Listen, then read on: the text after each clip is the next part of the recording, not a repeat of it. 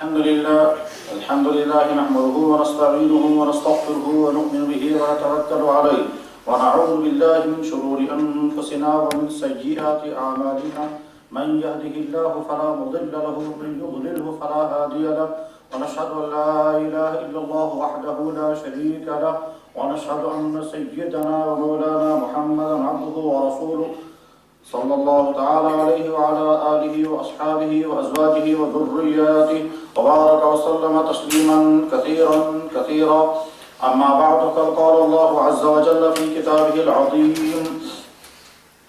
إن هذا القرآن يهدي للتي هي أقوم وقال الله تبارك وتعالى وقال الرسول يا رب إن قوم اتخذوا هذا القرآن مهجورا صدق الله مولانا العظيم وصدق رسوله النبي الكريم ونحن على ذلك من الشاهدين والشاكرين والحمد لله رب العالمين يا رب صل وسلم دائما أبدا على حبيبك خير الخلق كلهم مولاي صل وسلم دائما أبدا على حبيبك خير الخلق كلهم سلام على خير الأنام وسيدي حبيب إله العالمين محمد بشير نذير هاشمي مكرم عطوف رؤوف من يسمى بأحمد فيا رب صل وسلم دائما أبدا على حبيبك خير الخلق كلهم.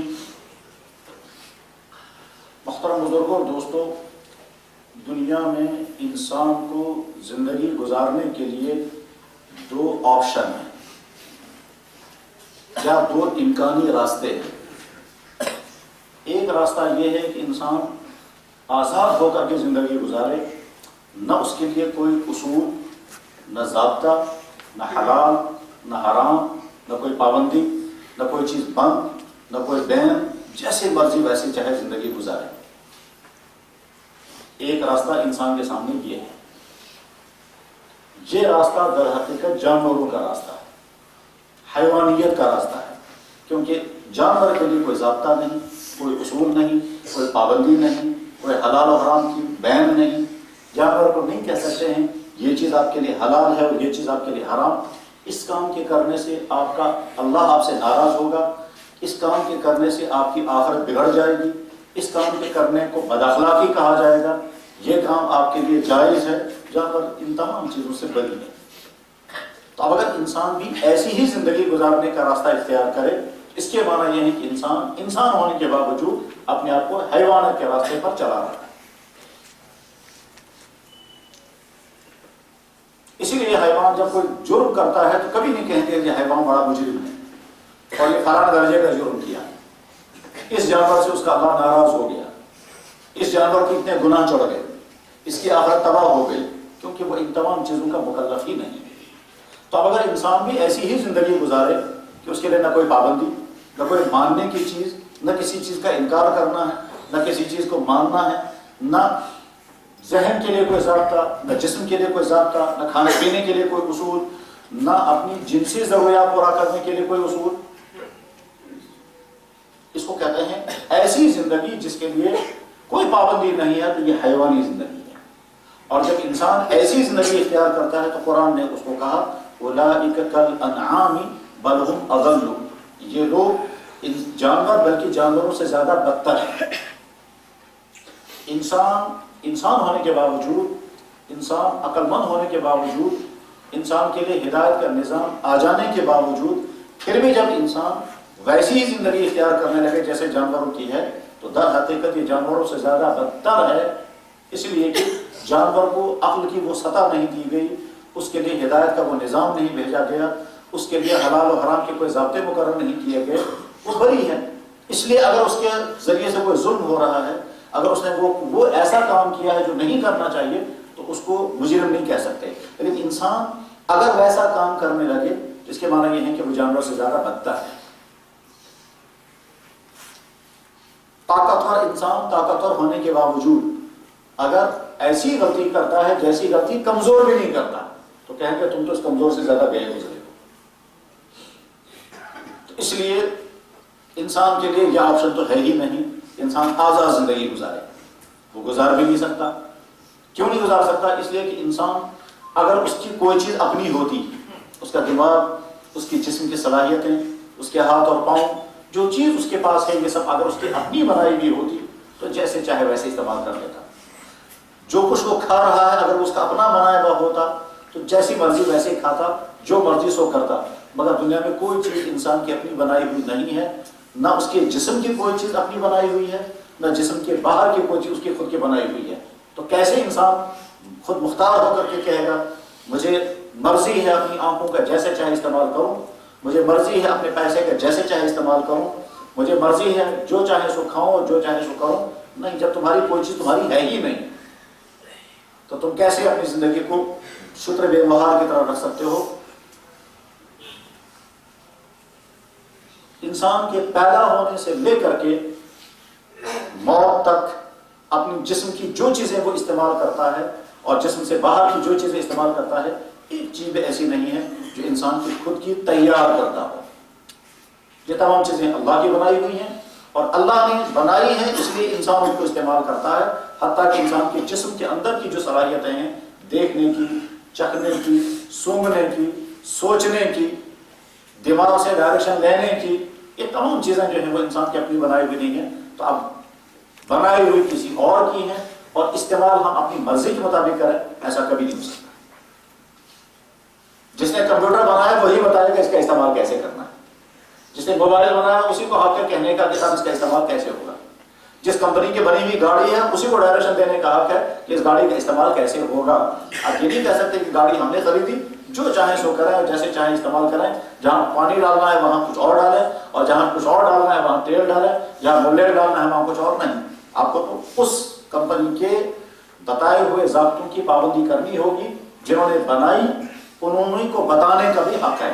اسی طرح سے اس انسان کو جب اللہ نے بنایا، اس کی بنائی ہوئی کوئی چیز خود کی نہیں ہے تو اللہ کو کہنے کا حق ہے تمہاری زندگی کیسے گزرے گی۔ الا لہ الخلق والامر، سنو جس نے تمہیں پیدا کیا، جس نے کائنات بنائی، اسے ہی کہنے کا حق ہے کہ کائنات کی کون سی چیز کیسے استعمال ہوگی اور استعمال ہوگی بھی یا نہیں۔ ہماری نظروں میں تو بکری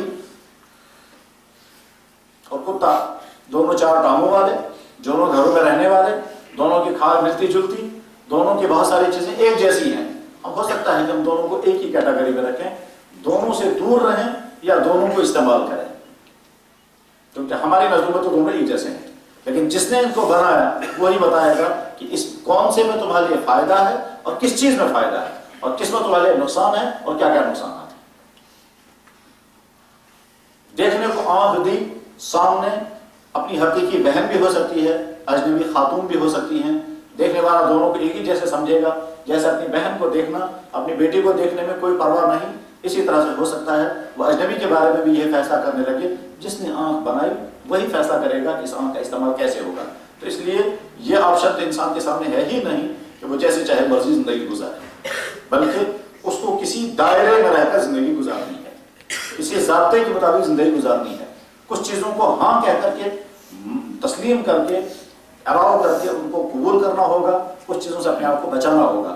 یہ قبول کرنا اور بچانا، چھوڑنا اور اختیار کرنا، یہ اتھارٹی کس کے ہاتھ میں ہے؟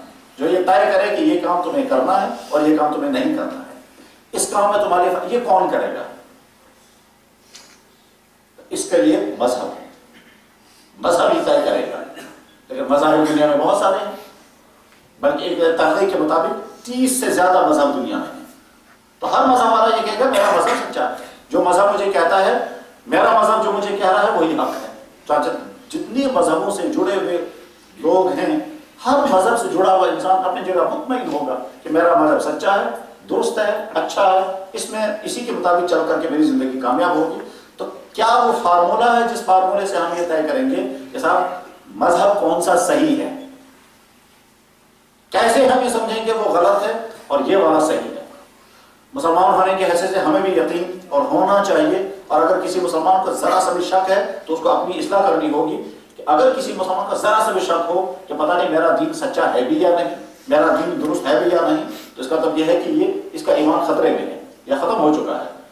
ہر مومن کو وہ عمل کر رہا ہے یا نہیں کر رہا ہے، لیکن اپنے دل میں یہ بات اچھی طرح سے بٹھا کر کے رکھنی ہے کہ دین اسلام دین حق ہے اور اس اسلام کے علاوہ باقی تمام مذاہب باطل ہیں۔ لیکن کیسے باطل؟ کیسے غلط ہے؟ وہ بھی تو اپنی جماعت یہی کہیں گے، دوسرے مذہبوں سے جڑے ہوئے انسان بھی یہی کہیں گے ہمارا مذہب سچا ہے، آپ کا غلط ہے۔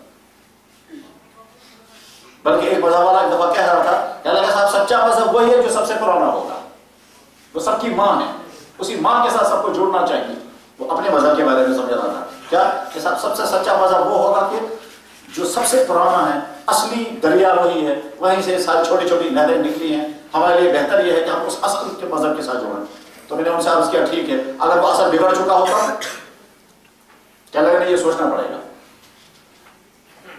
اگر وہ اصل اپنی اصل حالت پر نہ ہو، تب اس اصل کے اندر اگر اوریجنل چیزیں ساری ختم ہو گئی ہوں، سارا وہ ڈپلیکیٹ بن گیا ہو، تب تو ان کو سمجھ میں آ گیا کہ آگے اس کا اعتراض کیا آنے والا ہے، اسے وہ ڈھیلے پڑھ کے کریں گے، جس میں سوچیں گے پھر بات کریں گے آگے۔ ظاہر معلوم تھا کہ آئندہ وہ بات کرنے کا موقع آنے والا نہیں ہے۔ خیر، تو ہر مذہب والا اپنی جگہ یہ یقین رکھے ہوئے ہے کہ ہمارا مذہب سچا ہے، درست ہے، کامیابی اسی میں ہے، اچھا یہی ہے۔ ہر ایک اپنے مذہب کو اچھا، سچا، بہتر، کامیابی کا ضامن سمجھتا ہوگا۔ ہم ایمان والے مسلمان بھی اپنے دین کے بارے میں یہی سمجھتے ہیں، سمجھنا چاہیے، یقین رکھتے ہیں، یقین رکھنا ہوگا، اور اس بارے میں اگر ذرا سا بھی کوئی شک یا ڈاؤٹ ہے تو اس کو دور کرنا ہوگا۔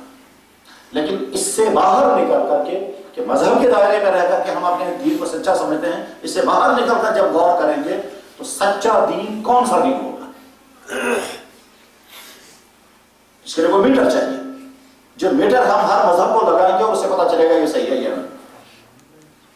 دنیا میں ہر چیز کو اوریجنل اور ڈپلیکیٹ جاننے کے لیے کوئی نہ کوئی تو میٹر ہوتا ہو۔ دودھ اچھا ہے یا خراب، ملاوٹ ہے یا نہیں، اس کے لیے آلہ بنا ہو، اسے پتا چلتا ہے کہ دودھ میں ملاوٹ کتنی۔ شہد اچھا ہے یا ملاوٹ والا ہے، یہ گڑ کا بنایا گیا یا چینی کا بنایا گیا یا اصلی والا شہد ہے، اس کے لیے فارمولے ہیں اور اصول بھی ہے، پرانے زمانے میں اتحاد بھی ہے۔ تو چیزوں کے اچھے اور خراب جاننے کے لیے ضابطے بنے ہوئے ہیں۔ تو جب انسان کی زندگی گزارنے کا اصول ہے، اس کے لیے کوئی نہ کوئی اصول، کوئی نہ کوئی فارمولہ ہوگا، جس فارمولے کے ذریعے سے ہم یہ جان جائیں گے کہ صاحب کون سا جو مذہب اس فارمولے پر پورا اتر جائے گا، اس میٹر پر جو پورا مذہب اتر جائے گا وہ سچا ہوگا، اور جو میٹر سے گر جائے گا وہ غلط ہوگا۔ بحیثیت دین کے طالب علم بہت آسان ہے ہمارے لیے یہ طے کرنا کہ دین اسلام سچا کیسے، دین کے طالب علم۔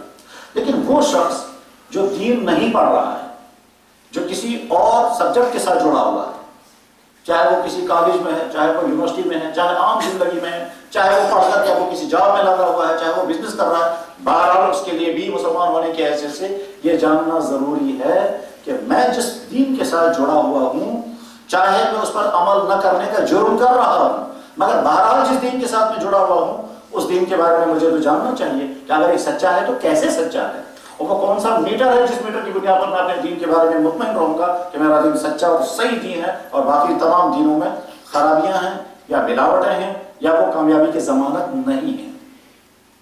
مسلمان ہونے کی حیثیت سے تو اس کو سیدھے قرآن کی آیت پڑھنی ہے اور مان لینا ہے، ان الدین عند اللہ الاسلام، دین اگر ہے تو ایک ہی ہے، وہ ہے اللہ کے اسلام۔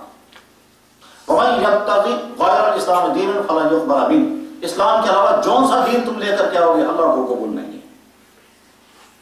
تو میں ایسے مسلمان کے قرآن میں کلیئر کر دیا، اب مجھے اور آگے کچھ نہیں سننا چاہیے نہ سمجھنا چاہیے، لیکن آج کا زمانہ تحقیقات کا زمانہ ہے، اور تحقیقات سے زیادہ کنفیوژن کا زمانہ ہے، تو معمولی چیزوں میں کنفیوژن ہو جاتا ہے۔ تو اس لیے آج فوراً سوال آئے گا کہ کیسے ہمارا یہ دین سچا ہے، اللہ تعالیٰ باقی دینوں کو کیوں کہہ رہے ہیں؟ ایک مذہب دنیا میں 2000 سال سے، دوسرا 3000 سال سے، ایک مذہب کے بارے میں لوگوں کا کہنا ہے کہ وہ 3 لاکھ سال سے، ایک مذہب کے بارے میں لوگوں کا خیال یہ ہے کہ جب سے کائنات تب سے یہی والا مذہب دنیا میں چل رہا ہے، ایک مذہب کے بارے میں ان کا تصور یہ ہے کہ وہ 5 کروڑ سال سے ہے۔ اپنے مذہبوں کے بارے میں لوگوں کے خیالات یہ ہیں، تو ہم صرف قرآن کی اس آیت کی بنیاد پر مان تو جانیں گے کہ باقی تمام مذاہب غلط ہیں، لیکن تفصیل سے ہم سمجھنا چاہتے ہیں تاکہ جیسے قرآن کی آیت کی بنیاد پر ہمارے دل نے مانا، ایسے تحقیقات کی بنیاد پر ہمارا دماغ بھی مان لے۔ معلومات کا تعلق دماغ کے ساتھ ہے، ایمانیات کا تعلق دل کے ساتھ ہے۔ دل مان گیا کہ ہاں جی ایسا ہی ہے، لیکن میں ڈیٹیل سمجھنا چاہتا ہوں جس سے میں بصیرت کے ساتھ، انشراح کے ساتھ، اطمینان کے ساتھ کہہ بھی سکوں، مان بھی سکوں کہ واقعی میرا دین صحیح اور سچا ہے، اور باقی دینوں کے اندر سچائی نہیں ہے، وہ میٹر چاہیے۔ بزرگ اور دوستو، بہت زیادہ گہرے انداز میں اس پر گفتگو اس طرح کے مجمع میں نہیں کی جا سکتی، بس ایسی اس طرح کے اصول کی جو ہم جیسے سامعین کے لیے فائدے مند ہوں، بس اسی طرح کی گفتگو ہوتی ہے۔ دوستو، دنیا میں ہر مذہب کسی کتاب کے ساتھ جڑا ہوا ہے۔ جیسے عیسائی مذہب ایک کتاب کے ساتھ جڑا ہوا ہے جس کو وہ کہتے ہیں کتاب مقدس، بائبل۔ یہودی ایک کتاب کے ساتھ جڑے ہوئے ہیں، وہ بھی اپنی کتاب کو کہتے ہیں کتاب مقدس یعنی توریت۔ باقی قومیں بھی کسی نہ کسی کتاب کے ساتھ جڑی ہوئی ہیں، اور اسلام بھی کتاب کے ساتھ جڑا ہوا ہے، وہ قرآن۔ تو پہلا سوال یہی پر آتا ہے کہ جو مذہب جس کتاب کے ساتھ جڑا ہوا ہے اس کتاب کی حیثیت کیا ہے؟ کیا وہ اس کتاب قابل اعتماد ہے یا نہیں؟ اور اگر وہ قابل اعتماد ہے تو کس طرح سے وہ قابل اعتماد ہے؟ بس یہ وہ سوال ہے جس سوال پر مذہب کی سچائی اور مذہب کا باطل ہونا موقوف ہے۔ جب تک یہ سوال کلیئر نہیں ہوگا تب تک کسی مذہب کے بارے میں سچے اور درست ہونے کا دعویٰ نہیں کیا جا سکتا۔ دوستو، یہ عجیب اور ایمان افروز بات ہے کہ اسلام کے علاوہ یعنی قرآن کے علاوہ باقی مذہبوں کے بعد جو کتابیں ہیں، ایک کتاب بھی اوریجنل نہیں، ایک کتاب بھی اصلی حالت میں نہیں، ایک کتاب بھی تمام شکوک سے محفوظ نہیں، ایک کتاب کے بارے میں دعویٰ نہیں کیا جا سکتا کہ یہ ٹھیک وہی کتاب ہے جو کتاب لانے والے نے دی تھی، آج وہ اسی حالت میں ہے۔ کسی کتاب کے بارے میں دعویٰ نہیں۔ وید کے بارے میں یہ کہنا مشکل ہے کہ کون سی زبان میں آئی تھی، کتنی بڑی تھی، کس پر نازل ہوئی تھی، یہ خدا نے بھیجی تھی یا انسان نے خود تیار کی، اور جب وہ تیار ہوئی ہے تو آگے کس کے ہاتھ میں چلی گئی، پھر وہ اور کن کے ہاتھوں میں رہی، پھر وہ ہاتھوں سے لکھی جاتی تھی، پھر وہ کہیں حفاظت میں رہی، آگے اس میں ملاوٹیں ہوئی یا نہیں، اور اگر اس کے بعد دوسری زبانوں میں ٹرانسلیشن ہوا تو ہم تک کیسے پہنچا؟ ان تمام سوالات کے بارے میں وید کی پوری ہسٹری خاموش ہے۔ اور جب خاموش ہے تو کیسے کہہ سکتے ہیں کہ یہ خدا کی کتاب، اور کیسے کہہ سکتے ہیں کہ یہ خدا کی طرف سے بھیجی ہوئی وہ کتاب ہے جس میں ہدایت ہے؟ جب یہ ان سوالاتی میں جب کتاب گر گئی، پہلے یہ معلوم ہونا چاہیے یہ خدا کی بھیجی ہوئی کتاب ہے۔ ہم اگر خیال رکھیں کہ بھیجی ہوگی تو یہ توہماتی چیز ہے، یہ حقائق نہیں، حقیقت نہیں ہے، حقیقت ثبوت چاہیے۔ اسی طرح سے یقیناً اللہ نے کتاب بھیجی، کتاب کا نام تھا تورات، یقیناً اللہ نے کتاب بھیجی، کتاب کا نام تھا انجیل، اور وہ ایک نبی کے حوالے ہو گئی یا دوسرے نبی کے حوالے ہو گئی، لیکن اس کے بعد یہ کتاب نبی کے حوالے ہو کر کے آگے کس کے پاس چلی گئی، کس کے ہاتھ میں رہی یہ کتاب؟ کوئی ثبوت نہیں۔ اور جب ثبوت ہی نہیں ہے تو کیسے کہہ سکتے ہیں کہ صاحب یہ انجیل وہی والی انجیل ہے جو اللہ نے حضرت عیسیٰ علیہ السلام کو دی تھی، اور جس زبان میں وہ آئی تھی اس زبان کی انجیل بھی آج دنیا میں موجود نہیں۔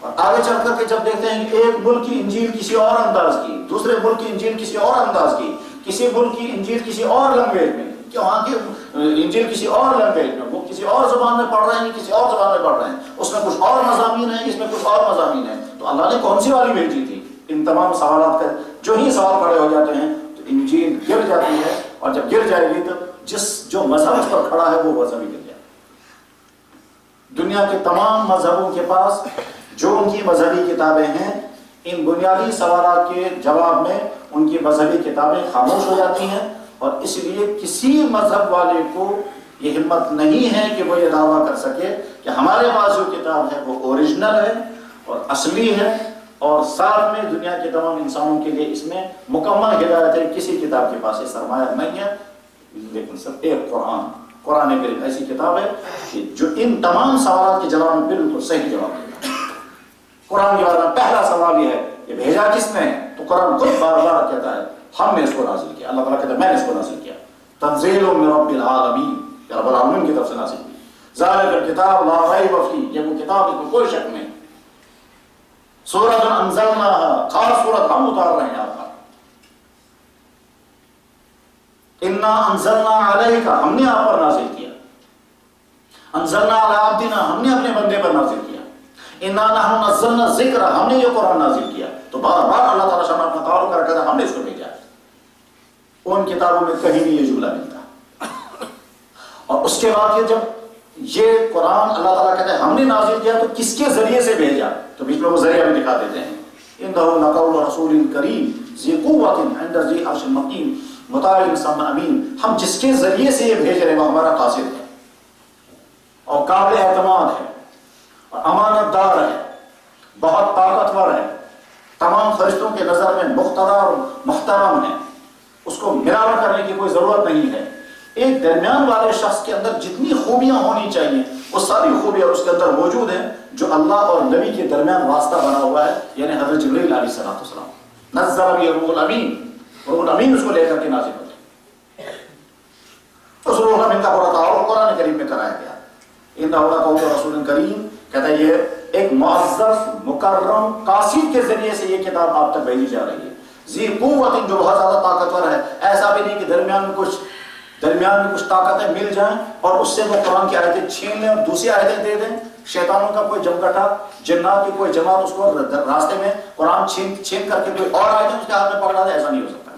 ذی قوت عند ذی العرش مکین، مکان اس کا سب سے اونچا، درجہ اس کا سب سے برتر، مطاعن، کبھی ایسا ہو سکتا ہے کہ وہ اپنے بارے میں کچھ آیتیں گڑھے گا تاکہ فرشتوں کے ہاں اپنا مقام اونچا کرے گا، نہیں، وہ تو پہلے فرشتوں کے ہاں محترم اور مقتدا ہے، اس کو اس کی بھی ضرورت نہیں۔ اچھا ہو سکتا ہے دیانت داری نہ ہو، امانت داری نہ ہو، تو آیتوں کو ملاوٹ کر دے گا کہ نہیں، ہم امین اماندار۔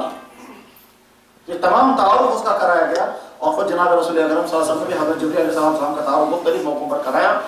حضرت جبریل کبھی انسانی شکل میں بھی آتے تھے اور صحابہ نے دیکھا کہ حضرت جبریل کو، مگر ان کو انسان نظر آئے، وہ جبریل اپنی اصل شکل میں نظر نہیں آئے۔ مختلف موقعوں پر حدیثوں میں اس کا تذکرہ آتا ہے کہ حضرت جبریل علیہ السلام انسانی شکل میں آئے، صحابہ نے ان کو دیکھا، ان کی گفتگو سنی، بعد میں پتا چلا کہ حضرت جبریل تھے، مگر آئے تھے انسانی شکل میں۔ جیسے حدیث کی اکثر کتابوں میں ایک حدیث آتی ہے جس کو کہتے ہیں حدیث جبرائیل، اس میں الفاظ یہی سے ہوتے ہیں۔ عمر بن خطاب رضی اللہ تعالیٰ عنہ کی روایت اور ایک جگہ حضرت ابو ہریرہ رضی اللہ تعالیٰ عنہ کی روایت، وہ بیان کرتے ہیں کہ ہم حضور نبی علیہ السلام کی خدمت میں حاضر تھے، اس طرح علینا رجل شدید بیاض الثياب شدید سواد الشعر لا يرى عليه اثر السفر ولا يعرفه منا احد۔ ہم حضور کے مجلس میں بیٹھے ہوئے تھے، ایک شخص نمودار ہوا، سفید کپڑے پہنے ہوئے، سیاہ اس کے بال تھے، اور آ کر کے حضور نبی علیہ السلام کی خدمت میں بہت باادب بیٹھا، فاسند رکبتیہ الی رکبتیہ ووضع یدیہ علی فخذیہ، اپنے ہاتھ اس نے اپنے رانوں پر رکھے اور حضور کی زانوں کے قریب سامنے آ کر کے بیٹھ کر کے پھر سوالات کیے۔ وہ سوال کرتا رہا، حضور جواب دیتے رہے، سوالات کیے، 5 سوالات اس نے کیے، حضور نے 5 کے جوابات دیے، اور اس کے آپ وہ رخصت ہو گئے۔ تو آپ علیہ السلام نے فرمایا ھذا جبرائیل اتاکم یعلمکم دینکم، یہ جبرائیل تھے، تم کو تمہارا دین سنانے کے لیے آئے تھے، یعنی سوال و جواب کے ذریعے سے تمہیں بتانا تھا دین میں سوال کس طرح کیا جاتا ہے اور کون سی باتیں پوچھنے کی ہوتی ہیں، اور تاکہ تم ہمارا جواب سن سکو۔ صحابہ باہر نکلے تھے دینے کے لیے، مگر وہ کہیں نظر نہیں آئے کیونکہ تم فرشتے تھے، وہ نکل گئے۔ تو حضرت جبرائیل علیہ السلام کا تعارف خود اللہ کے نبی نے کرایا۔ آپ نے فرمایا کہ میں نے جبرائیل کو دیکھا 600 پر، لہو 600 جناح، ان کو 600 پر ہیں، اور ایک پر سے مشرق و مغرب سارا بھرا ہوا، اور اتنا طاقتور فرشتہ کہ اپنے پر کے کنارے پر ایک پورا ملک اٹھایا اور اٹھا کر کے آسمان سے زمین پر پٹک دیا۔ قوم لوط کی بستی جہاں وہ بدکاری کرتے تھے اور ایک مخصوص قسم کی وہ جرم کی عادت جو اور کسی قوم میں نہیں تھی وہ اسی قوم میں تھی، اور اس کے بعد پھر آج کے دنیا میں اس کو پھیلانے کی مہم چل رہی ہے۔ کس طرح سے ساری دنیا میں وہ بربادی پھیلنی چاہیے، یہ پچھلی قوموں میں صرف قوم لوط کے اندر وہ خرابی تھی، گیزم جسے کہتے ہیں آج کے زمانے میں، پوری قوم اسی جرم میں مبتلا تھی۔ حضرت لوط علیہ السلام کو سمجھانے کے لیے اللہ نے بھیجے، جب اس قوم نے نہیں مانا تو بعد میں حضرت جبریل آئے اور ان کا سارا ملک جس میں 5 لاکھ سے زیادہ آبادی تھی، اور پورے ملک کو اٹھایا اور آسمان سے جا کر زمین پر پٹک دیا، اور جہاں سے وہ زمین اٹھائی گئی وہاں نیچے سے پانی نکل کر آیا، تو آج بھی وہاں بحر میت، یعنی وہ سمندر جس میں کیڑے مکوڑے بھی نہیں رہ پاتے ہیں اس وقت بھی اردن کے اندر۔ حضرت جبریل نے اتنا طاقتور کہ پورا ملک اپنے پر کے کنارے پر اٹھایا، بالکل ایسے جیسے کہ ایک بہت بڑا مرغا اپنے پر کے کنارے پر ایک چونٹی کو اٹھا دے۔ حالانکہ یہ نسبت بھی نہیں، بہرحال اللہ اور نبی کے درمیان جو واسطہ ہے قرآن لانے والا، وہ جبریل علیہ السلام۔ اب جبریل علیہ السلام جب نبی پر قرآن لاتے تھے تو اب جناب رسول اکرم صلی اللہ علیہ وسلم اس قرآن کو محفوظ کر لینے چاہیے، ایسا نہ ہو کہ حضرت جبریل آیت سنا کر چلے جائیں اور حضور کو آیت کا کچھ حصہ بھول جائے، کیونکہ صورت بعد دفعہ لمبی نازل ہوتی تھی، اور حضور کا فکر بھی تھا ایسا کہ ایسا نہ ہو کہ حضرت جبریل آیت سنا کر چلے جائیں گے اور آیت کا کوئی حصہ مجھے بھول جائے رہ جائے تو بعد میں مجھے کون یاد کرے گا؟ حضور کو اس کا فکر تھا، قرآن کریم نے اس کا تذکرہ بھی کیا کہ جب جبرائیل آپ کو قرآن سناتے ہیں تو آپ پریشان ہو کے جلدی کیوں پڑھتے ہیں؟ آپ جلدی مت پڑھیں، آپ اس کا فکر ہے کہ یہ بھول نہ جاؤں، چھوٹ نہ جائے، آپ اس فکر کو ذہن سے اتار دیں، ہم آپ کے دل میں پورا قرآن جمع دیں۔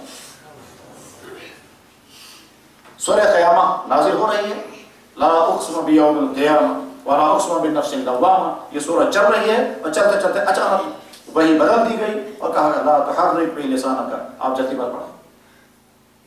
ان علینا جمعہ، قرآن سارا محفوظ کرنا ہمارا کام ہے، ثم ان علینا بیانہ، پھر اگر کسی آیت کو سمجھنا ہوگا وہ ہم بھی بیان کر دیں گے۔ سورہ طٰہٰ نازل ہو رہی ہے، حضرت نبی علیہ السلام نے جب دیکھا بہت لمبی سورت ہو گئی، 6-7 رکوع جب نازل ہو گئے تو حضور کے شاید فکر ہو گیا کہ کہیں بیچ میں کچھ بھول نہ جاؤں میں، جبریل سنا کر چلے جائیں گے اور میں کوئی آیت مجھے بھول نہ جاؤں، تو پھر آیت بیچ میں آ گئی، اے اللہ کے نبی وحی مکمل ہونے سے پہلے آپ مت پڑھیں، من قبل ان یقضی الیک وحی، وحی نازل ہونے سے پہلے آپ مت پڑھیں، آپ چپ چاپ سنتے رہیں، جب جبریل چلے جائیں گے تو آپ کی زبان پر سارا ہم خود ہی جاری کر دیں گے۔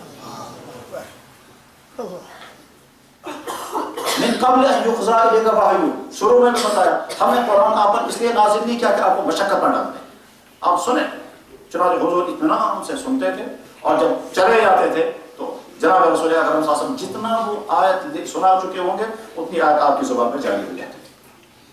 اس کے باوجود حضور کو مطمئن کرنے کے لیے، مطمئن رہنے کے لیے کہ صاحب اس پورے سال میں جتنا قرآن نازل ہوا ہے یہ سارا مجھے یاد ہے یا نہیں، اس میں کوئی لفظ چھوٹا تو نہیں ہے، اس میں کوئی ملاوٹ، کوئی گڑبڑ تو نہیں ہوئی ہے، تو رمضان میں حضرت جبریل مستقل آتے تھے اور جتنا اس وقت تک نازل ہوا ہوتا تو سارا سناتے تھے اور حضور سے سارا سن لیتے تھے۔ تو یہاں سے بھی سارا سنا رہے ہیں، وہاں سے بھی سارا سن رہے ہیں، اور جو آخری رمضان حضور نبی علیہ السلام کا تھا، بخاری میں حدیث ہے، آخری رمضان جو حضور نبی علیہ السلام کا تھا تو اس رمضان میں 2 مرتبہ حضرت جبریل نے سارا قرآن سنایا اور حضور سے سارا سن لیا۔ اس کو ہمارے یہ حفظ کے درجات میں دور کرنا کہتے ہیں کہ یہ اس کو سنائیں گے، وہ اس کو سنائیں گے۔ ہمارے استاد جن سے میں نے حفظ کیا تھا تو ہم ان کو جب اپنا پارا سناتے تھے اس کے کہتے اب میرا پارا سنو، تو مجھے یاد ہے کہ پورا قرآن ان کا سنا لیکن کہیں غلطی نہیں آئی، کہیں لقمہ بھی نہیں لگا، ایسا یاد پختہ تھا۔ وہ کہتے تھے میں نے زندگی میں 18 سال لگائے ہیں اور اس کے بعد مجھے قرآن اتنا پختہ یاد ہو گیا، اب چاہے دنیا میں کوئی بھی مجھے سنانے کو کہے میں الف لام میم سے ناس تک پڑھوں گا اور کہیں اٹکوں گا بھی، واقعہ اٹکتے بھی نہیں۔ قرآن کریم کی حفظ کی تاریخ بڑی دلچسپ ہے، امت میں ایسے لوگ بھی گزرے ہیں جنہوں نے صرف 3 دن کے اندر پورا قرآن حفظ کیا، ایسے لوگ بھی گزرے ہیں جنہوں نے 4 مہینے میں پورا قرآن حفظ کیا، ایسے لوگ بھی گزرے ہیں جنہوں نے 1 مہینے میں پورا قرآن حفظ کیا۔ حضرت مولانا قاسم نانوتوی رحمہ اللہ تعالیٰ حج کے لیے روانہ ہوئے، بمبئی سے جب سمندری جہاز میں چڑھے ہیں، حضرت حاجی امداد اللہ رحمہ اللہ تعالیٰ ساتھ تھے، تو جہاز کے اندر ہی چاند نظر آ گیا، تو حاجی امداد اللہ رحمہ اللہ تعالیٰ نے مولانا قاسم نانوتوی سے فرمایا کہ مولوی قاسم زندگی میں اب تک کبھی بھی ہمیں ایسی تراویح نہیں پڑھی ہے جس میں قرآن نہ پڑھا گیا ہو، صرف اس سال تو لگتا ہے کہ ہم کو الگ طرح والی تراویح پڑھنی پڑے گی، تم تو حافظ نہیں ہو۔ تو مولانا قاسم نانوتوی نے عرض کیا حضرت میں کوشش کروں گا، تھوڑا تھوڑا یاد کروں گا، جتنا یاد ہو جائے گا اتنا شام کو تراویح میں پڑھوں گا۔ تو اب انہوں نے کیا کوشش کی تو پورے دن میں پہلا پارا یاد کر لیا، تو شام کو تراویح میں پورا پارا پڑھا، اگلے دن پورا پارا، تو روزانہ پورا پارا یاد کرنا، شام کو تراویح میں پڑھنا، اور اس طرح سے 1 مہینے کے اندر پورا قرآن حفظ کیا۔ امام محمد رحمہ اللہ تعالیٰ جو امام ابو حنیفہ رحمہ اللہ تعالیٰ کے شاگرد تھے، انہوں نے صرف 3 دن میں پورا قرآن حفظ کیا۔ بہرحال جناب رسول اکرم صلی اللہ علیہ وسلم سارا قرآن سناتے تھے حضرت جبریل علیہ السلام کو، اور حضرت جبریل نے سارا قرآن حضور کو سنایا اور اس طرح سے قرآن حضور تک پہنچا۔ اب حضور سے آگے قرآن کی حفاظت کے انتظامات کیا کیے؟ تو جناب رسول اکرم صلی اللہ علیہ وسلم اس کے لیے 3 انتظامات۔ انتظام نمبر 1، اپنی موجودگی میں اس کو سارے کو لکھوا دیا۔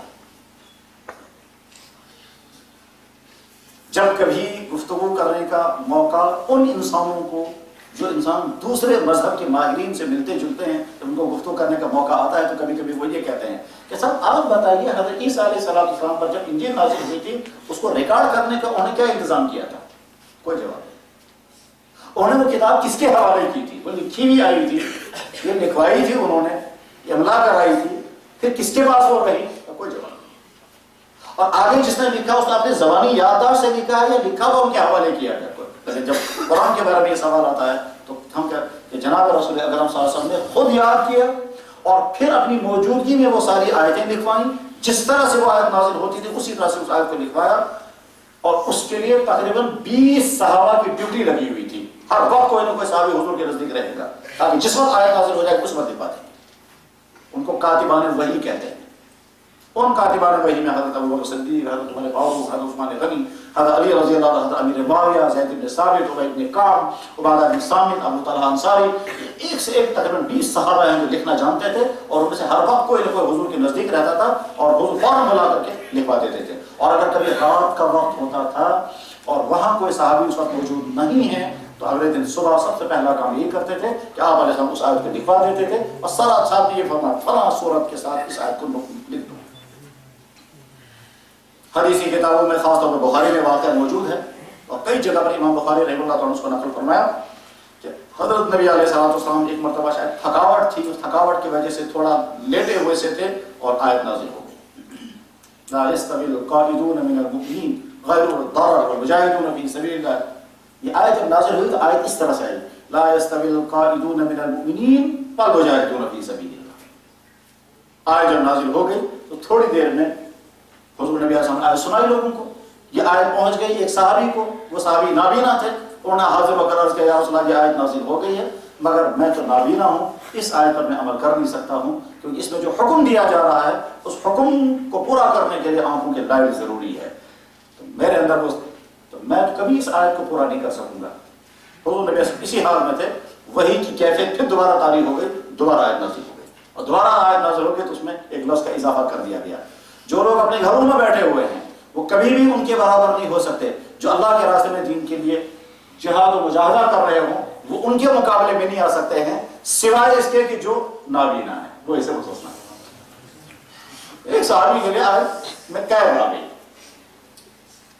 اس میں کنڈیشن دکھا دی گئی، غیر الضرر والمجاہدین۔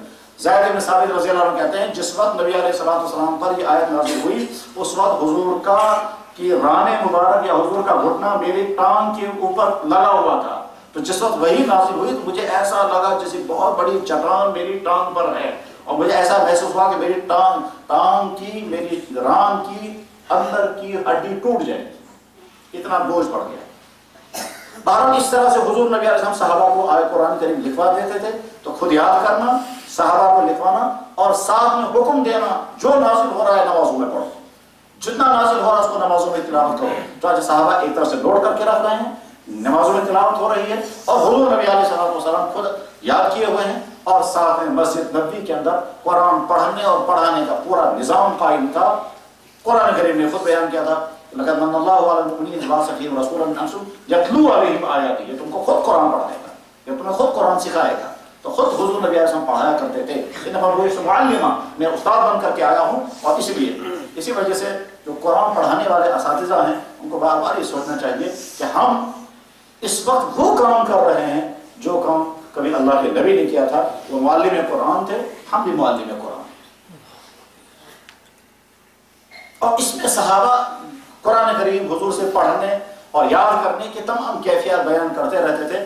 حضرت عبداللہ بن مسعود رضی اللہ عنہ بیان کرتے ہیں کہ ہم حج میں حضور کے ساتھ تھے، مینا میں غار کے اندر بیٹھے ہوئے تھے تو سورہ مرسلات نازل ہوئی۔ اب جب جناب رسول اکرم صلی اللہ علیہ وسلم سورہ مرسلات پڑھی تو مجھے حضرت عبداللہ بن مسعود کہتے ہیں مجھے اس وقت بھی حضور کے زبان مبارک کی وہ حلاوت اور وہ لذت جو انہوں نے سورہ مرسلات کو پڑھتے ہوئے محسوس کی تھی اس وقت بھی مجھے یاد ہے، اور ہم نے بھی اس کو محسوس کیا۔ بہرحال کہتے ہیں اس غار کے اندر میں نے سورہ مرسلات حضور سے یاد کرنی شروع کی، اسی وقت ایک سانپ نکلا تھا، میں اٹھ کر کے سانپ کو پیچھے دوڑا مگر وہ سانپ نکل گیا، میں واپس آیا اور اسی غار ہرا مینا کے اندر غار کے اندر میں نے وہ سورہ پوری یاد کر لی۔ امام بخاری رحمہ اللہ تعالیٰ کے استاد تھے، ان کا نام تھا حفص ابن غیاث، تو حفص ابن غیاث حفص کہتے ہیں میرے والد غیاث نے کہا، حفص کہتے ہیں کہ میرے والد غیاث نے کہا کہ بیٹا میں تمہیں قرآن پڑھا رہا ہوں اور دیکھو اس سال ہمیں حج کرنے جانا ہے، سورہ مرسلات میں تمہیں اسی غار کے اندر پڑھاؤں گا جس غار کے اندر یہ سورت نازل ہوئی ہے، اور ہم کو لطف آئے گا وہاں پڑھاتے ہوئے، یہ کیفیت سوچتے ہوئے یہی یہ سورت نازل ہوئی ہے اور یہی باپ اپنے بیٹے کو پڑھا۔ مجھے یاد آتا ہے کہ ایک مرتبہ جب اللہ نے توفیق عطا فرمائی، ہم لوگ غار حرا میں چڑھے اور ارادہ یہ کیا کہ ہم رات کو جائیں گے، تو رات کو جاتے جاتے تہجد کے وقت وہاں سے چلے تو فجر کی نماز پر غار حرا پر پہنچے. اور جب غار حرا کے پتھر پر بیٹھے ہیں جس کے نیچے غار ہے اور اس کے پتھر پر بیٹھے ہیں، تو مجھے یاد آیا کہ اسی غار کے اندر سورہ اقرا بسم ربک نازل ہوئی، اور اسی غار کے اندر حضرت نبی علیہ السلام 4-5 سال قیام پذیر رہے. تو میں کہہ نہیں سکتا کہ سورہ اقرا پڑھنے کا لطف اس غار کے پتھر پر کتنا آیا. شاید زندگی میں کبھی ایسا لطف نہیں آ سکتا، اور نہ کسی اپنی کمزوریوں کے باوجود بہرحال، لیکن وہاں اتنا لطف آیا اس سورہ اقرا کو پڑھنے کا. بار بار یہ کہتا خیال آتا تھا کہ حضرت جبریل یہاں آئے ہوں گے اور حضور کی یہ سورت سنائی ہوگی، اور جب سنائی ہوگی تو پہلے بھیجا ہوگا، کیونکہ بخاری میں حدیث موجود ہے. اور تو فجر کی نماز میں سورہ اقرا جب پڑھی ہے تو شاید دنیا کی کسی چیز میں اتنی لذت نہیں ہوگی جتنی لذت اور لطف اور حلاوت اس سورہ اقرا پڑھنے میں وہاں پر آئی. اس کے بعد ایک مرتبہ لیکن وہ کیا پھر واپس نہیں آ سکتی. وہ تو ایک ہی مرتبہ، شاید اللہ تعالیٰ کا ایک مرتبہ چکھا کے دیکھتے ہیں تم کو، بار بار تو نہیں، تمہاری صلاحیت ایسی ہے ایک مرتبہ تمہیں چکھا دیں گے کہ کتنا مزہ ہے اس میں، اور کیا تمہیں اندازہ ہو جائے گا کہ جہاں یہ صورت نازل ہوئی. بہرحال اس طرح سے صحابہ وہ کیفیت نظر کرتے ہیں، یہ آیت فلاں جگہ نازل ہوئی، صورتحال یہ تھی. حضور نبی علیہ السلام کا پورا قرآن نازل ہوا، آپ نے دکھوا دیا، صحابہ کو یاد کیا، یاد کرایا، خود بھی یاد کیا اور پڑھاتے بھی تھے. تو پڑھانے کا انتظام، لکھنے کا انتظام، صحابہ کو یاد کرنے کا آرڈر، اور اس کے نتیجے میں حضور کی موجودگی میں بہت سارے حافظ صحابہ تیار ہو گئے تھے، اور بہت سارے حافظ صحابہ تیار ہو گئے. پھر جناب رسول اکرم صلی اللہ علیہ وسلم نے سارا لکھوا دیا اور حضور دنیا سے رخصت ہوئے. اب جب سوال آئے گا قرآن کون سی زبان میں نازل ہوا؟ کہ عربی میں. کس نے نازل کیا؟ کہ اللہ نے. کون کہتا ہے؟ کہ اللہ تعالیٰ خود کہتے ہیں. حضور نے بھی کہا تھا، بار بار حضور نے کہا اللہ کی طرف سے قرآن نازل ہو رہا ہے. اللہ اور نبی کے درمیان واسطہ کون تھا؟ کہ حضرت جبریل علیہ السلام. ان کے بارے میں کوئی ڈاؤٹ تو نہیں کہ انہیں کوئی ملاوٹ کے کوئی ڈاؤٹ نہیں، قرآن ان کے بارے میں ضمانت دے رہا ہے. پھر نبی کے پاس جب قرآن آیا تو وہاں کوئی آیت چھوٹی تو نہیں ہے کہ نہیں ہے، اس کے لیے سارا انتظام اللہ نے کر دیا تھا. پھر صحابہ کے ہاتھ میں جب قرآن پہنچا انہوں نے اس کو یاد رکھا کہ ہم اس سے زیادہ بہتر طور پر یاد کرنے والی اس دنیا میں کوئی قوم ہے ہی نہیں. صحابہ کے حافظے اتنے عجیب تھے کہ آج جب ہم ان حافظوں کے متعلق پڑھتے ہیں یا سنتے ہیں تو تعجب کھاتے ہیں کہ یہ انسانی تھے یا کچھ اور چیز تھی. مشہور انسان گزرے ہیں، ان کا نام تھا وحشی. یہ وہ شخص ہے کہ جس نے حضرت حمزہ رضی اللہ عنہ کو شہید کیا غزوہ احد میں، اور یہ نیزہ مارنا جانتے تھے اور نیزہ مارنے میں پوری مہارت تھی، اور جہاں وہ چاہتا تھا وہاں نیزہ مار دیتا تھا. بچنے کی کوشش کوئی کتنی کرے، لیکن جب وہ نیزہ مارتا تھا تو ٹھیک وہی لگتا تھا جہاں مارنے کا اس کا ارادہ ہوتا تھا.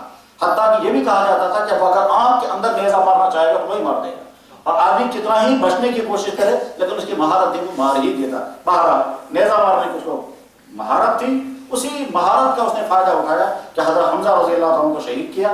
اس وقت وہ حالت کفر میں تھے. فتح مکہ کے موقع پر وہ مسلمان ہو گئے، حضور کی خدمت میں آئے. آپ نے فرمایا تمہارا اسلام میں قبول کرتا ہوں، مگر کبھی بھی میری نظروں کے سامنے مت آیا کرنا، کیونکہ تم کو دیکھ کر کے مجھے یاد آتا ہے حمزہ کے ساتھ کیا کیا ہوا تھا. اور جب مجھے حمزہ کا خیال آتا ہے تو اس کے نتیجے میں نبی کے دل میں جو تقدر اور جو انقباض ہوگا، اس تقدر اور انقباض کے اثرات تمہارے ایمان پر پڑیں گے. اس لیے تو میرے سامنے مت آیا کرو. انہوں نے اس کے حضرت بالکل ٹھیک ہے، چنانچہ وہیں اسی وقت نکل گئے اور ملک شام پہنچ گئے. جب تک جناب رسول اکرم صلی اللہ علیہ وسلم اس دنیا میں تشریف فرما رہے وہ سامنے نہیں آئے. جب حضور دنیا سے رخصت ہو گئے تو ملک شام سے وہ پہنچ گئے مدینہ. اور اس وقت مدینہ منورہ میں فوج روانہ ہو رہی تھی ایک جھوٹے نبی مسیلمہ کذاب کا پیچھا کرنے کے لیے. تو یہ وحشی چلا گیا اور چونکہ مہارت تھی تو اس نے سوچا میں نے بہت بڑا جرم کیا ہے، حضور کے چچا کو میں نے شہید کیا. اب اس بڑے جرم کی تلافی کے لیے میں بہت بڑا کارنامہ میں انجام دے سکتا ہوں، وہ یہ کہ اس جھوٹا نبی اگر میرے ہاتھ سے مارا گیا تو میں کہہ سکوں گا بعد میں ادھر سے بہت بڑا جرم میں نے کیا ہے، مگر ادھر سے بہت بڑا کارنامہ بھی میں نے کیا. چنانچہ مسیلمہ کذاب اسی کے ہاتھوں سے زخمی ہوا تھا، وہ بے بعد میں مر گیا. تو جب اسے لوگ کہتے تھے آپ نے حمزہ کو شہید کیا، کہتا ہاں حمزہ کو بھی شہید کیا مگر مسیلمہ بھی میں نہیں مارا. یہ وحشی ابن حرب، اس کی کوئی بہت دین کی لمبی تاریخ نہیں ہے. یہ حضور کے ساتھ زیادہ رہا بھی نہیں ہے، حضور کے زمانے میں یہ حافظ بھی نہیں بنا. اس کے حافظے کے بارے میں کوئی عجیب گواہیاں بھی نہیں ہیں، لیکن حالات اس کی کیا ہے؟ بخاری میں حدیث ہے. یہ ملک شام میں تھے، دو شخص، ایک کا نام تھا عبید اللہ ابن عدی ابن خیار اور دوسرا کا نام تھا عمر ابن امیہ زمری اور عبید اللہ ابن عدی ابن خیار، یہ دونوں آدمی مدینہ طیبہ سے ملک شام پہنچے اور ایک نے دوسرے سے کہا ہے میں نے سنا ہے یہاں کہیں وہ بچی ہے، حضور کی بہت بعد کے زمانے کی بات ہے، تو چلو اس سے ملاقات کرتے ہیں۔ اور کیا کریں گے ملاقات، آپ اس سے ملیں گے اور ملنے کے بعد اس سے پوچھیں گے غزوہ احد میں تم نے کیسے حضرت حمزہ کو شہید کیا تھا، اس سے پوچھیں گے، کر چلو تو ملاقات کرتے ہیں۔ بہرحال معلومات کی بھائی یہاں کہیں وہ وحشی ہیں، لوگوں نے بتایا ہاں فلاں جگہ نالے میں ایک جھونپڑی ہے، اس جھونپڑی کے باہر ایک آدمی تمہیں نظر آئے گا، کالا انسان، کالا رنگ، حبشی، بس سمجھ لینا وہی ہے بھائی۔ چنانچہ سخت گرمیوں کا زمانہ تھا اور ان دونوں نے چلنا شروع کیا، کیونکہ تیز دھوپ تھی، گرد و غبار اڑ رہی تھی، لوہیں چل رہی تھی، اس لوہیں چلنے کی وجہ سے وہ اپنے چہرہ چھپا کر کے چل رہے تھے۔ باہر چلتے چلتے عبید اللہ ابن عدی چونکہ جسمانی طور پر تھوڑے کمزور تھے، اس نے اپنا امامہ سر پر باندھنے کے بعد پھر یہاں سے منہ لپیٹا تاکہ گرد و غبار سے چہرہ بچے، اور منہ لپیٹے ہوئے تھے، پہنچ گئے وہاں۔ جب وہاں پہنچے تو دیکھا ایک جھونپڑی کے باہر ایک آدمی بیٹھا ہوا ہے، بوڑھا ہے، کالے جسم کا ہے مگر بہت پھولا ہوا جسم ہے۔ انہوں نے اس کو سلام کیا، اس نے آنکھیں اٹھا کر کے وعلیکم السلام کہا۔ عمر ابن امیہ نے اس سے کہا یہ آدمی جو میرے ساتھ ہے آپ اس کو پہچان سکتے ہو؟ ابھی اس نے چہرہ بھی نہیں دیکھا، تو پاؤں دیکھنے کے بعد پھر اوپر نظر کی، پھر نیچے پاؤں دیکھا اور دیکھنے کے بعد کہتا ہے میں فلاں آدمی کے گھر میں غلام تھا، اس کے گھر میں ایک بچہ پیدا ہوا تھا، میرے مالک نے مجھ سے یہ کہا کہ اس بچے کو فلاں عورت کے پاس لے جاؤ دودھ پلانے کے لیے۔ اس بچے کو میں گود میں لے کر کے دودھ پلانے کے لیے گیا، وہ بچہ جس پاؤں کا تھا مجھے لگتا ہے یہ وہی آدمی ہے، اور تقریباً 50 سال کا زمانہ گزر چکا تھا، یہ وہی ہے عبید اللہ ابن عدی ابن خیار، یہ وہی شخص ہے۔ ایسے عجیب ان کی سوچیں، ایسے عجیب ان کے حافظے اور ایسا عجیب ان کا انداز تھا پہچاننے کا۔ تو 50 سال پہلے دودھ پیتے بچے کا پاؤں اس نے دیکھا ہے، اور آج 50 سال کا بوڑھا انسان ہے اور بوڑھے انسان کا پاؤں دیکھ کر کہتا ہے مجھے لگتا ہے یہ وہی ہے۔ کیا یہ کون سی قسم ہے دنیا، یہ عجیب و غریب ایسے حافظوں والے تھے۔ ابو ہریرہ رضی اللہ تعالیٰ سے پوچھا کہ حضرت ذرا حدیثیں سنائیے، تو انہیں حدیث سنائی، حدیث نمبر 1، حدیث نمبر 2، 100 حدیثیں سنائی۔ ایک سال کے بعد پھر اسی بادشاہ نے پھر پوچھا ابو ہریرہ حدیثیں سنائی، تو اسی ترتیب سے پھر حدیثیں سنائی، حدیث نمبر 1 کوئی حدیث سنائی، لفظ بھی نہیں بدلنے دیا، الفاظ تک بھی محفوظ رکھتے تھے۔ ایسے حافظوں والی قوم تھی۔ تو جناب رسول اکرم صلی اللہ علیہ وسلم نے قرآن خود یاد کیا، صحابہ کو یاد کرایا، نوٹ کرایا، اور نمازوں میں اس کو پڑھنے کا حکم جاری کر دیا، اور ہر سال رمضان میں خود سنا اور سنایا، اور پھر رمضان میں تمام صحابہ جب تراویح پڑھتے تھے تو سارا قرآن سنتے تھے۔ اس طرح سے قرآن امت کے ہاتھوں میں آیا۔ پھر عمر صدیق رضی اللہ تعالیٰ کے زمانہ جب تھا اور مسیلمہ کذاب کی جنگ ہو گئی تو اس میں کئی حافظ صحابہ شہید ہو گئے۔ جب کئی حافظ صحابہ شہید ہو گئے تو عمر بن خطاب رضی اللہ تعالیٰ نے حضرت ابوبکر صدیق سے عرض کیا حضرت میرے ذہن میں تجویز آ رہی ہے، اور وہ یہ کہ آپ قرآن کو ایک جگہ ایک کاپی میں نوٹ کرا دیں۔ تو حضرت ابوبکر صدیق رضی اللہ نے کہا وہ کام ہم کیسے کر سکتے ہیں جو کام اللہ کے نبی نے نہیں کیا؟ خود اللہ کے نبی نے لکھوایا تو ہے مگر ایک فائل کے اندر اس قرآن کو جمع نہیں کرا، تو ہم کیسے کر سکتے ہیں؟ حضرت عمر بن خطاب نے بار بار عرض کیا حضرت آپ مان لیں، آپ سوچ لیں، اسی میں بہتری ہے، قرآن ضائع ہونے کا خطرہ ہے، حافظ صحابہ شہید ہو چکے ہیں اور آگے اسی طرح سے قتال ہوتا رہے گا، حافظ صحابہ اور شہید ہو جائیں گے، تو بعد میں کیسے ہم کہیں گے کہ صاحب قرآن محفوظ ہے یا نہیں؟ اس بیچ میں ایک خطرہ اور تھا، اور وہ خطرہ کیا تھا؟ ایسا ہو سکتا تھا کہ کبھی کسی صحابی نے قرآن کریم کی آیت نوٹ کی اور اسی مجلس میں حضور نبی علیہ السلام نے کوئی بات ارشاد فرمائی اور اس شخص نے وہ حضور کی بات اسی آیت کے ساتھ نوٹ کر دی۔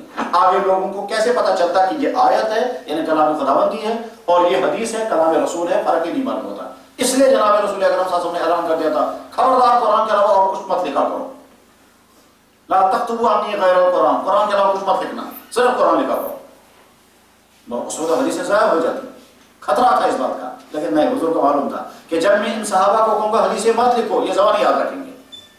اس وقت قرآن کو محفوظ رکھنا ہے، کہیں ایسا نہ ہو کہ کلام رسول کلام خدا کے ساتھ مل جائے گا اور پھر کلام خدا خالص نہیں رہ سکے گا۔ چاہے حضور کے منع کرنے کی وجہ سے صحابہ نے حدیث لکھ کے چھوڑ دی۔ حضرت عبداللہ بن عامر بن عاص کہتے ہیں کہ میں نے حدیثوں کے بڑا دفتر تیار کیا تھا، لیکن جب بعد میں حضور نے ایسا منع کرتے تو میں نے لکھنا چھوڑ دیا۔ کیا اس کے معنی ہے کہ حدیثیں دنیا میں ضائع ہو جائیں کہ نہیں؟ اس کا الگ انتظام ہے۔ لیکن قرآن کو محفوظ کرنے کے لیے اور قرآن کے اندر ملاوٹ نہیں ہونی چاہیے کلام رسول کی، اس غرض کے لیے اللہ کے نبی نے بھی کہا دنیا کی باقی کتابیں اس طرح کی تحقیقات اور اس طرح کے تحفظات اور احتیاطوں کو سوچ بھی نہیں سکتی۔ بہرحال ابو بکر صدیق رضی اللہ عنہ کے زمانے میں جب حضرت عمر بن فاروق نے، عمر بن خطاب رضی اللہ عنہ نے اصرار کیا کہ حضرت قرآن کریم کو جمع کر دیں، پہلے تو مانے نہیں، جب حضرت عمر زیادہ اصرار کرتے رہے تو ابو بکر صدیق کہتے ہیں کہ اللہ نے میرا شرح صدر کر دیا، میں مطمئن ہو گیا کہ ہاں مجھے بھی ایسا ہی کر لینا چاہیے۔ ان دونوں حضرات نے زید بن ثابت کو بلایا اور بلانے کے بعد کہا کہ ہم دونوں نے مشورہ کیا ہے کہ قرآن کو ایک جگہ جمع کریں گے اور یہ کام تمہارے حوالے کیا جا رہا ہے۔ تو حضرت زید بن ثابت نے کہا لو کلفتمونی علی نقل الجبال، اگر آپ لوگ مجھے حکم دیں گے کہ وزنی پہاڑ کو اپنی جگہ سے اٹھا کر دوسری جگہ لے آؤں تو یہ میرے لیے آسان ہے، مگر یہ کام میں کرنے کے لیے تیار نہیں جو کام اللہ کے نبی نے نہیں کیا۔ یہ دونوں حضرات ان کو سمجھاتے رہے تھے حتی شرح اللہ صدر زید بن ثابت، یہاں تک کہ زید بن ثابت کا دل بھی مطمئن ہو گیا۔ اب زید بن ثابت نے قرآن کریم جمع کرنا شروع کیا، جتنا لکھا ہوا جہاں تھا وہ سارا سمیٹ لیا اور سمیٹ کے بعد اپنے پاس رکھا۔ اس کا پھر ایک سورت نوٹ کرتے تھے اور پھر کہتے تھے یہ سورت جن جن لوگوں نے نبی علیہ السلام سے سنی ہے وہ آ کر میرے پاس گواہی دیں۔ چنانچہ ایک آدمی آ کر کہتا ہے میں نے حضور سے یہ سورت سنی ہے تو سنائیے۔ اب وہ سناتا تھا اور انہوں نے جو کاپی بنائی اس کو دیکھتے تھے، الفاظ کے ویسے ہی ہیں، زیر زبر ویسے ہی پڑھ رہے ہیں یا نہیں، کوئی ملاوٹ تو نہیں، کوئی کمی زیادتی تو نہیں، بالکل ٹھیک۔ دوسرا گواہ، تو دو تین آدمی جب گواہی دیتے تھے کہ ہم نے یہ آیت حضور سے سنی، انہی لفظوں کے ساتھ سنی ہے، اب اس کو ٹک کرتے تھے۔ اس طرح سے پورا قرآن جمع ہو گیا اور پورا قرآن جمع ہونے کے بعد چونکہ زید بن ثابت خود بھی حافظ تھے تو انہوں نے کہا ایک مرتبہ پھر پڑھ کے دیکھتا ہوں میں، چنانچہ پڑھتے رہے تو انہوں نے کہا دو آیتیں تو اس میں نہیں، وہ آیتیں مجھے یاد ہے میں نے حضور سے سنی ہے اور اس میں نہیں آ رہی ہے وہ آیتیں، وہ کہاں ہیں؟ اور اس کا کوئی گواہی دینے والا بھی نہیں مل رہا ہے۔ لقد جاءکم رسول من انفسکم عزیز علیہ ما عنتم حریص علیکم بالمؤمنین رؤوف رحیم، ایک آیت یہ اور ایک دوسری آیت ہے سورہ احزاب کی۔ پریشان ہو گئے، آیت تو ہے یہ قرآن کی مگر اس جو ہم نے کاپی تیار کی اس کاپی میں وہ آیت نہیں آ رہی ہے، تو کیا ہم اس آیت کو چھوڑ دیں؟ مگر چھوڑ نہیں سکتے، قرآن ضائع ہو جائے گا۔ تو انتظار کرتے رہے، معلومات کرتے رہے، یہاں تک ایک شخص آ گیا، پوچھا بھائی اس آیت کے بارے میں تم کچھ کہہ سکتے ہو؟ کہنے لگا ہاں میں گواہی دیتا ہوں کہ میرا حضور نے سنی۔ کہا ذرا سناؤ آیت۔ انہوں نے آیت سنائی تو ٹھیک اسی طرح سے جس طرح سے ان کو یاد تھی۔ کہنے لگے آیت تو مل گئی اور آیت کا گواہ بھی مل گیا مگر گواہ ملا ایک اور گواہ ہونے چاہیے دو۔ جو سوچ ہی رہے تھے تو اس میں دوسرا عجوبہ ہو گیا، اور عجوبہ کیا ہو گیا؟ ایک صحابی آئے، انہوں نے آ کر کہا زید بن ثابت آپ جانتے ہو یہ کون ہے؟ کہا خزیمہ بن ثابت۔ اور کون؟ کہا لگا نہیں خزیمہ ثابت تو ہیں یہ، میں ان کے ساتھ ایک واقعہ ہوا ہے جو شاید آپ کو معلوم نہیں۔ مطلب کیا؟ کہ ایک مرتبہ حضرت نبی علیہ السلام کو ایک یہودی نے کہا آپ جو کہہ رہے ہیں اس کے لیے گواہ لائیے۔ حضور نے فرمایا میرے پاس اس بات کے لیے گواہ نہیں ہے۔ اس نے کہا جب گواہ نہیں ہے تو میں کیسے آپ کی بات مان سکتا ہوں؟ یہودی نے کہا۔ تو خزیمہ بن ثابت نے اس وقت کھڑے ہو کر کہا تھا یا رسول اللہ میں گواہی دیتا ہوں آپ کے حق میں۔ حضور نے فرمایا تم کیسے گواہی دے رہے ہو جب تم تھے ہی نہیں اس وقت؟ خزیمہ نے کہا یا رسول اللہ میں اس لیے گواہی دیتا ہوں کہ آپ اللہ کے رسول ہیں، آپ کی زبان سے جو نکلتا ہے وہ حق ہوتا ہے، جب اس چیز کے بارے میں آپ دعویٰ کر رہے ہیں تو اس کا مطلب آپ کا دعویٰ سچا ہوگا، میں گواہی دیتا ہوں۔ حضور نبی علیہ السلام نے فرمایا خزیمہ آج کے بعد تمہاری ایک کی گواہی دو کے برابر۔ آیت کے دو گواہ ایک ہی کی گواہی دو کے برابر۔ اس طرح سے پورا قرآن کریم ایک کاپی میں جمع ہو گیا، اور اب جب مرکز خلافت خلیفۃ المسلمین کے ہاتھ میں یہ کاپی اوریجنل کاپی پہنچ گئی تو باقاعدہ میٹنگ ہوئی کہ اس کاپی کو کہاں رکھا جائے گا۔ یہ سرکاری طور پر تیار کی ہوئی قرآن کریم کی خصوصی کاپی ہے۔ میرے بھائیو یہ جو تاریخ میں سنا رہا ہوں باقی مذہبوں کی کتابیں اس طرح کی تاریخ سے محروم، ایک جز پر ہم نے تحقیقات کی ہماری امت مسلمہ نے۔ بلکہ خزیمہ بن ثابت یہ بھی کہتے ہیں کہ جب میں نے قرآن کو جمع کرنا شروع کیا تو کس کس کاغذ پر لکھے ہوئے، وہ کاغذ کیسا تھا، وہ ہڈیاں کیسی تھی، وہ پتھر کیسے تھے، ان میں روشنائی کیسے استعمال ہوئی تھی جن پر یہ سارا قرآن لکھا ہوا تھا۔ تو جمع تو ریکارڈ، میں نے وہ رکے جمع کیے، وہ کھالیں جمع کی جن پر وہ قرآن لکھا جاتا تھا، وہ ہڈیاں جمع کی جن پر وہ قرآن لکھا ہوا تھا۔ وہ ہڈیاں، وہ کھالیں، وہ پتے، وہ کھجور کی چھالیں، یہ ساری چیزیں جمع کرنے کے بعد پھر میں نے ایک نئی کاپی تیار کی ہے اور اس کے لیے باقاعدہ اہتمام کے ساتھ ایک بکری کے کھالوں کی کاپی تیار کی گئی اور اس کھال پر وہ قرآن کریم لکھا گیا۔ جب وہ اوریجنل کاپی تیار ہوئی، باقاعدہ میٹنگ ہوئی اس کاپی کو کہاں رکھا جائے گا۔ چنانچہ فیصلہ ہوا کہ یہ کاپی اس گھر میں رکھی جائے گی جس گھر میں یہ قرآن نازل ہوتا تھا، اور وہ گھر جناب رسول اکرم صلی اللہ علیہ وسلم کا یعنی حضرت عائشہ صدیقہ رضی اللہ عنہ کا حجرہ، جس میں ایک طرف سے حضور نبی علیہ السلام کی قبر مبارک، آپ وہاں آرام فرما، وہیں حضرت عائشہ رہا کرتی تھی اور اسی کمرے میں اس قرآن کو رکھا۔ لیکن امت کو تو ضرورت ہے اس کی، بار بار اس اوریجنل کاپی کو دیکھنے کی ضرورت پڑ سکتی ہے، تو مسجد نبوی میں باقاعدہ ایک ستون لگایا گیا اور اس ستون پر یہ اوریجنل کاپی رکھی جاتی تھی، تاکہ کوئی آدمی قرآن پڑھنے والا اگر کبھی دیکھنا چاہے آیت کیا ہے جو میں پڑھ رہا ہوں یہ صحیح ہے یا نہیں، اس اوریجنل کاپی پر آگے کھول کر دیکھتا تھا۔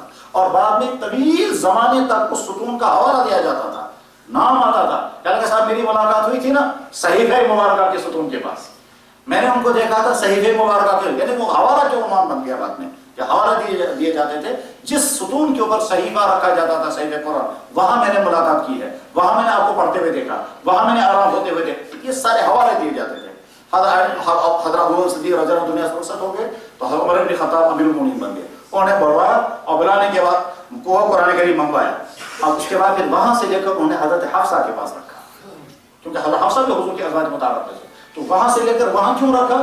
اس لیے کہ امیر المومنین کو کسی بھی وقت ضرورت پڑ سکتی ہے اوریجنل کاپی کو دیکھنے کی، تو حضرت عائشہ کے پاس جب جاتے تو پردے کا مسئلہ ہوتا، وہ ان کی بیٹی نہیں تھی، حضرت حفصہ ان کی بیٹی ہیں، اس لیے وہاں سے لے کر کے ان کے گھر میں رکھا گیا، وہ بھی ازواج مطہرات میں سے تھی، یہ بھی ازواج مطہرات میں سے تھی۔ ادھر سے حضرت عمر بن خطاب نے قرآن کریم پڑھانے کا اتنا وسیع انتظام کیا پڑھنے پڑھانے کا کہ سعد بن وقاص جو فوج کے کمانڈر تھے ان کو آرڈر لکھا کہ تم سال کے سال دوسرے ملکوں میں لڑنے میں اور جہاد میں مشغول رہتے ہو، ایسا نہ ہو قرآن پڑھنا اور پڑھانا تمہیں بھول جائے، یہ لڑنے وڑنے کا کام ایک طرف رکھو، مگر فی الحال فوج کے اندر حفظ قرآن کا سلسلہ شروع کر دو، اور مجھے جلدی لسٹ بتاؤ کتنے تیار کر دیے۔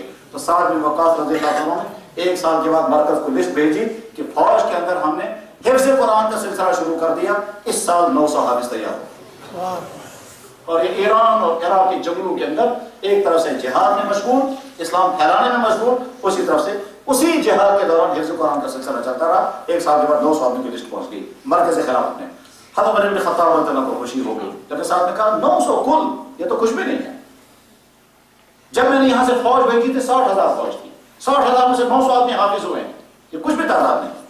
واقعتاً جب عمر بن خطاب رضی اللہ عنہ خلیفۃ المسلمین بن گئے اور انہوں نے سوچا کہ اس ایران جہاں حضور نبی علیہ السلام کا مکتب مبارک اڑا گیا تھا، حضور دنیا سے رخصت ہو گئے مگر اس ایران میں ہمارا اسلام داخل نہیں ہوا، اور وہ بادشاہ تو دنیا سے مارا جا چکا تھا جس نے حضور کا خط پھاڑ دیا تھا، آپ کا خط وہاں جب گیا اسلام قبول کرنے کے لیے تو ایران کا بادشاہ کسرا، اس نے مزقہ رسالت النبی صلی اللہ علیہ وسلم، اس نے حضور کے خط مبارک کے ٹکڑے کر دیے، اور جب صحابی نے عرض کیا یا رسول اللہ آپ کے خط مبارک کے ٹکڑے کر دیے، تو حضور نے فرمایا میرے خط کے ٹکڑے اس نے ملک کے ٹکڑے کر دیے، اس نے اپنے ملک کے ٹکڑے کر دیے، مزقہ ملک کا اپنے ملک کے ٹکڑے کر دیے۔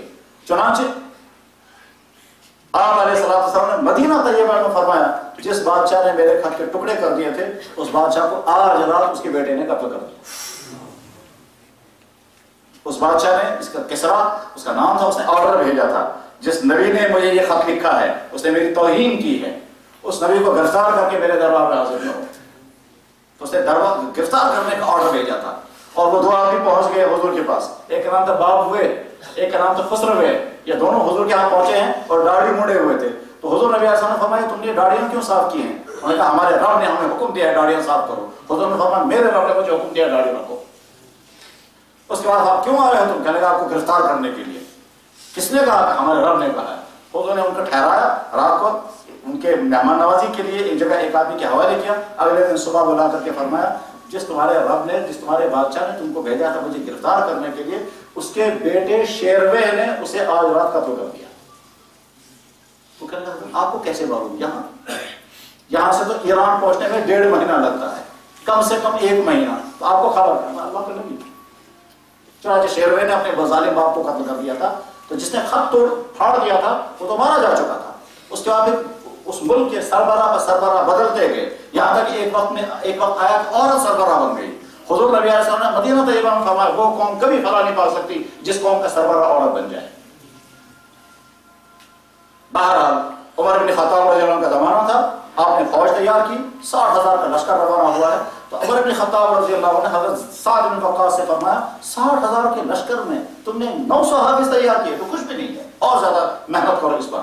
اس طرح سے قرآن پڑھنے اور پڑھانے کا سلسلہ حضرت عمر بن خطاب رضی اللہ عنہ نے اپنے زمانے خلافت میں شروع کیا، اسلام پھیلتا گیا، قرآن پڑھا جاتا رہا، سمجھا جاتا رہا، لیکن ابھی قرآن کریم میں زیر زبریں نہیں تھی۔ اس کے بعد پھر حضرت عثمان غنی کا زمانہ آیا، عثمان غنی رضی اللہ عنہ کے زمانے میں ایک مسئلہ پیدا ہوا، جیسے ہم قرآن پڑھنے میں آپس میں اختلافات ہونے لگے، ایک اس طرح سے پڑھتا تھا، دوسرا اس طرح سے پڑھتا تھا۔ کوئی آیت پڑھتا تھا انما یعمر مساجد اللہ، اور کوئی آیت پڑھتا تھا انما یعمر مساجد اللہ، کوئی آیت پڑھتا تھا اذا جاء نصر اللہ، اور کوئی پڑھتا تھا اذا گاء نصر اللہ۔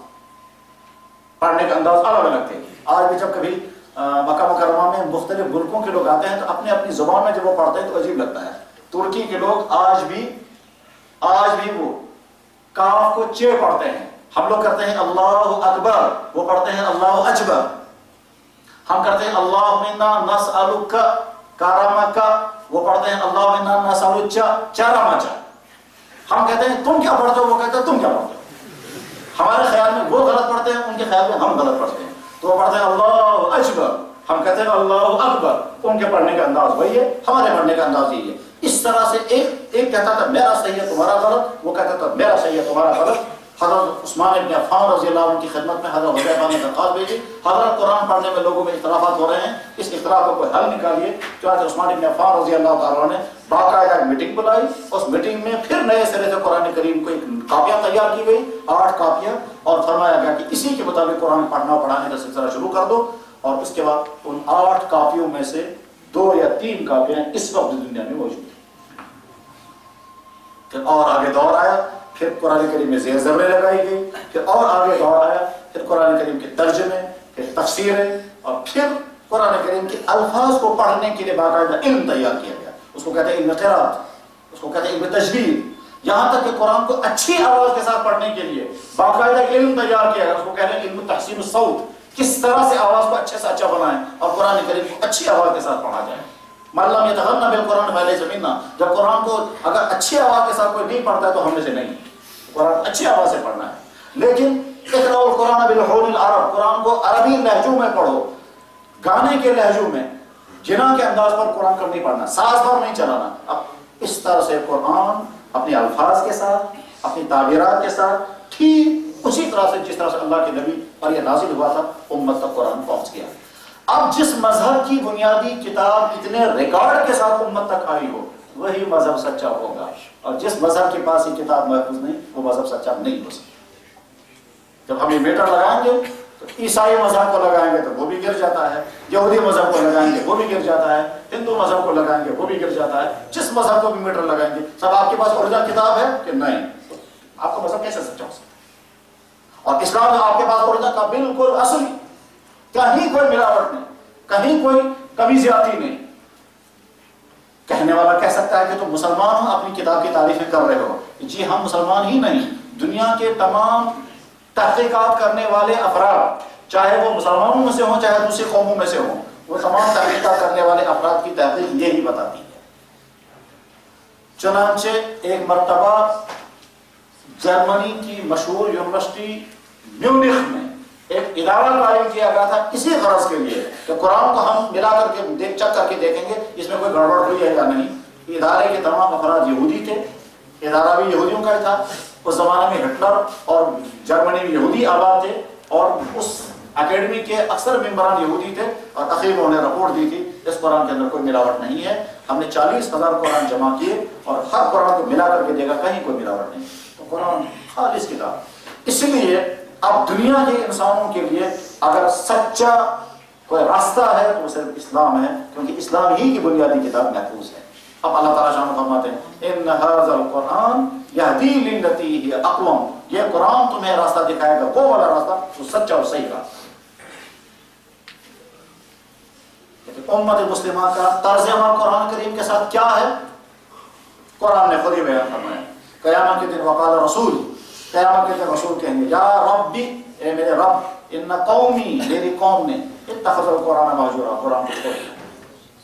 چنانچہ اس وقت مسلمانوں کی اکثریت کا حال یہ ہے کہ وہ قرآن کو ناظرہ پڑھنے کی بھی ان کے پاس فرصت نہیں. جناب رسول اکرم صلی اللہ علیہ وسلم کے امتیازات اور آپ کی خصوصیات اور آپ کی امتیازی اوصاف میں سے ایک وصف یہ بھی ہے کہ آپ نے قیامت تک پیش آنے والے واقعات، احوال اور حالات کو تفصیل کے ساتھ بیان کیا ہے کہ آئندہ یہ ہونے والا ہے. ان میں سے بعض باتیں اتنی عجیب ہیں کہ انسان حیران ہوتا ہے کہ حضور نے اس وقت یہ باتیں ارشاد فرمائی کہ آئندہ ایسا ہوگا، لیکن حضور کہتے ہیں. کچھ باتیں تو ایسی ہیں کہ اگر اس وقت نبی علیہ السلام کے علاوہ کوئی اور کہتا تو ہر سننے والا کہتا حضرت یہ کبھی نہیں ہو سکتا جو آپ فرما رہے ہیں، لیکن کہنے والے چونکہ اللہ کے نبی تھے اسے انکار کوئی نہیں کر سکتا. مثلا آپ علیہ السلام نے ارشاد فرمایا جب مکہ مکرمہ کی عمارتیں یہاں کے پہاڑوں سے اوپر ہو جائیں گی اور مکہ مکرمہ کے پیڑ کو چیر کر راستے بنائے جائیں گے تو سمجھ لینا قیامت نزدیک آ چکی ہے.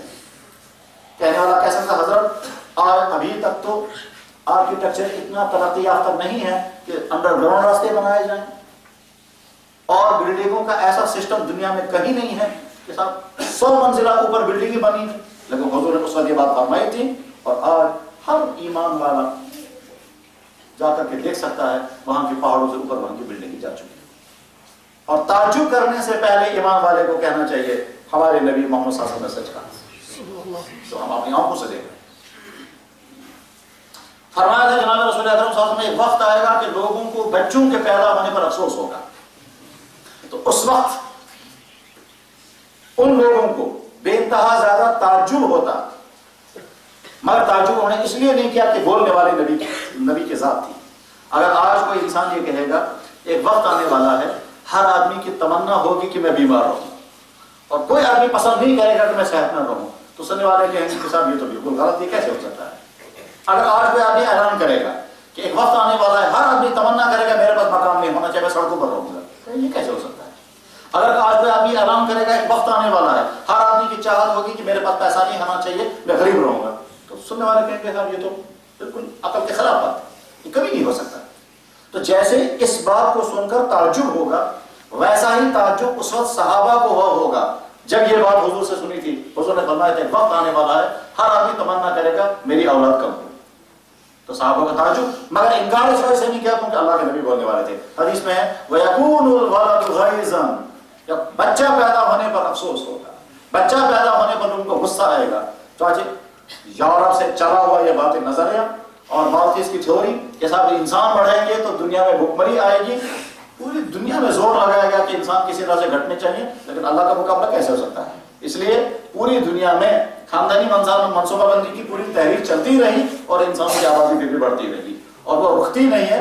ہر اگلے سال جو ہے وہ نسبتاً آبادی زیادہ ہوتی ہے کیونکہ تو خدا سے مقابلہ ہے. حضور نبی صلی اللہ علیہ وسلم نے فرمایا تھا جب صحابہ نے عرض کیا یا رسول اللہ ہم یہ کرنا چاہتے ہیں اس سے بچے پیدا نہیں ہوں گے، حضور نے فرمایا ما من نسمۃ کائنۃ الا هو یقال، کہ جو بھی دنیا میں آنے والا وہ تو آ کر رہے گا، تم کتنے ہی زور لگاؤ، تم کتنے ہی روکنے کی کوشش کرو، جس کو دنیا میں آنا ہے وہ آ کر رہے گا.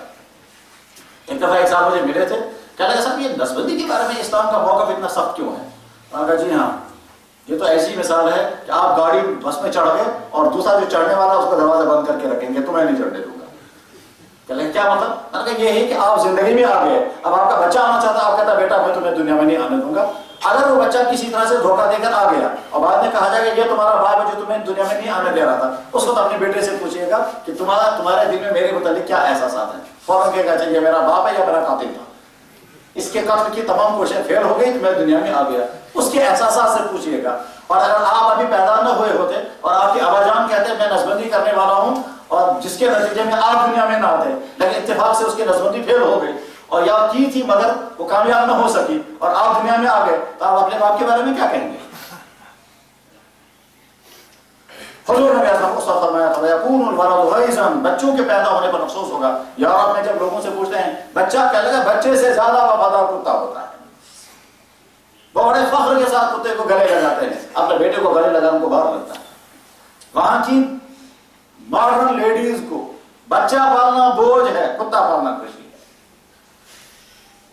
وہ 8 کتوں کو لے کر ان کی خدمت کرتی رہیں گے لیکن بچے کو بیچ میں کہتے ہیں تو کباب میں ہڈی ہے، ہمارا ہنی مون جو ہے وہ بے مزہ ہو جائے گا. ہاں کتے لے کر کے پہلے کتوں کی تہذیب کا دور ہے، کتوں کی خدمتوں کا دور ہے. جناب رسول اکرم صلی اللہ علیہ وسلم نے یہ سارا فرمایا تھا. حضور کی خصوصیات میں سے ایک خصوصیت یہ بھی ہے کہ آپ نے فرمایا آئندہ کیا کیا ہونے والا, اسی میں آپ نے فرمایا تھا میری امت قرآن کو چھوڑ دے گی اور میری امت قرآن پڑھنے کو عیب سمجھنے لگے گی. آج کا دور لگی یار ابا جان سے پوچھتے ہیں بیٹا کیا کر رہا ہے, کہنے کا فلاں انگلش میڈیم اسکول میں اتنی فیس, اتنا ٹیوشن پر, اتنی بہت زیادہ معیاری اسکول ہے, یہ بہت اچھا ہے. اس بچے کا قرآن پڑھتا ہے, آپ کیا جلدی سے بات پوچھو آئندہ. جی سری نگر میں ایک گاؤں کے لڑکے کو لایا گیا, وہ اس کے بارے میں وہ کرسچن بن چکا تھا, اس سے جب پوچھنے لگے تو پوچھتے اسے پوچھا تم نے ایسا بائبل پڑھی ہے, کہنے لگا جی ہاں. کہاں سے لائی تھی, کہنے لگا میں نے 1400 روپے کی خریدی تھی بائبل سنڈے مارکیٹ سے. سنڈے مارکیٹ میں کون بائبل بیچے گا, لیکن خیر جھوٹ بول رہا تھا, لیکن 1400 روپے کی خریدی. اس سے پوچھا گیا تم نے کبھی یہ سنا قرآن, کہنے لگا جی میں نے تو دیکھا قرآن کا یہ اسلامی قاعدہ, کہنے لگا جی نہیں. امپارہ تمہیں پڑھا کبھی, کہنے لگا نہیں. تو امپارہ پڑھنے کی فرصت نہیں ہے, بائبل خرید کر کے پڑھنے کی فرصت ہے. امت کا ترک قرآن میں ہے. وقال رسول, وہ دن یاد رکھنا جب قیامت کے دن نبی آئیں گے اور وہ پہلے شکایت کریں گے یا اللہ میری امت میرے قرآن کو چھوڑ چکی. اس وقت جہاں غالباً اب بھی ہو سکتا ہے وہ یہاں کشمیر میں ہوگی, ایک خاتون اس نے اسلام قبول کیا اور مسلمان ہو کر کے یہیں آئی تھی, وہ اس ارادے سے کہ میں یہیں رہوں گی, لیکن افسوس کے ساتھ ایک دن وہ کہہ رہی تھی, امریکن خاتون افسوس کے ساتھ کہہ رہی تھی جس گھر میں گئی مجھ سے یہ پوچھتے تھے آپ کے پاس زیور کتنا, مجھ سے پوچھتے تھے آپ نے ٹور کہاں کہاں کے کیے, مجھ سے پوچھتے تھے تم نے نیو یارک واشنگٹن دیکھا وہ کیسا سٹی ہے, مجھ سے لوگ پوچھتے یہاں کی عورتیں مجھ سے کیا پوچھتی ہیں کیسا تم نے سوئٹزرلینڈ دیکھا وہ کیسا, ایسی سنری ہے وہاں کی. میں یہ چاہتی تھی مجھے کوئی قرآن پڑھائے, تو جتنے گھروں میں گئی ایک عورت مجھے قرآن پڑھانے والی نہیں ملی. یہ ہے امت کا حال.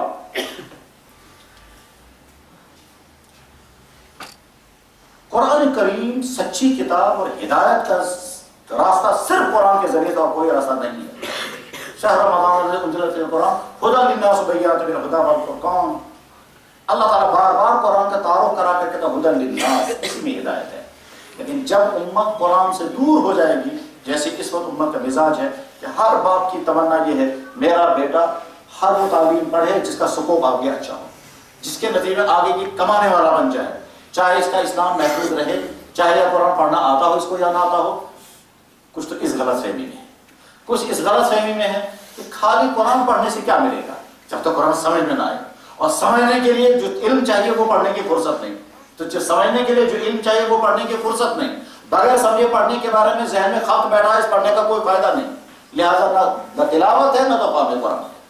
ایک دفعہ ایک صاحب مجھے ملے, کہنے لگا یہ طوطے کے رٹ کا فائدہ کیا ہے جو بچے پڑھتے رہتے ہیں, سمجھ کر قرآن پڑھنا چاہیے. میں نے کہا بہت اچھا, ان کو بتائیں گے آپ سمجھ کر پڑھنا چاہیے. آپ کو ناظرہ پڑھنا آتا ہے, کہنے لگا نہیں ابھی نہیں آتا. تو جو ناظرہ پڑھنا نہیں جانتا ہے وہ پڑھنے والوں کو کہتا ہے ان کے پڑھنے کا کیا فائدہ ہے, سمجھ کر کو قرآن پڑھنا چاہیے. طرح طرح کے دھوکے ہیں.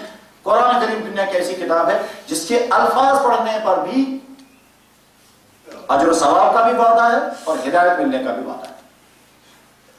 پچھلا وہ دور کی جس میں لوگ گمراہ ہوتے تھے, اور ایک زمانے میں ایک تحریر چلی تھی, اس کو کہتے تھے ریشنلزم. جو عقل کہے گی وہ صحیح ہے, جو عقل نہیں مانے گی وہ غلط ہے. لہٰذا معجزات غلط, کیونکہ عقل میں نہیں آتے معجزات. تو ریشنلزم کی ایک تحریر چلی تھی, اس میں بڑے بڑے لوگ اس پر بہ گئے تھے.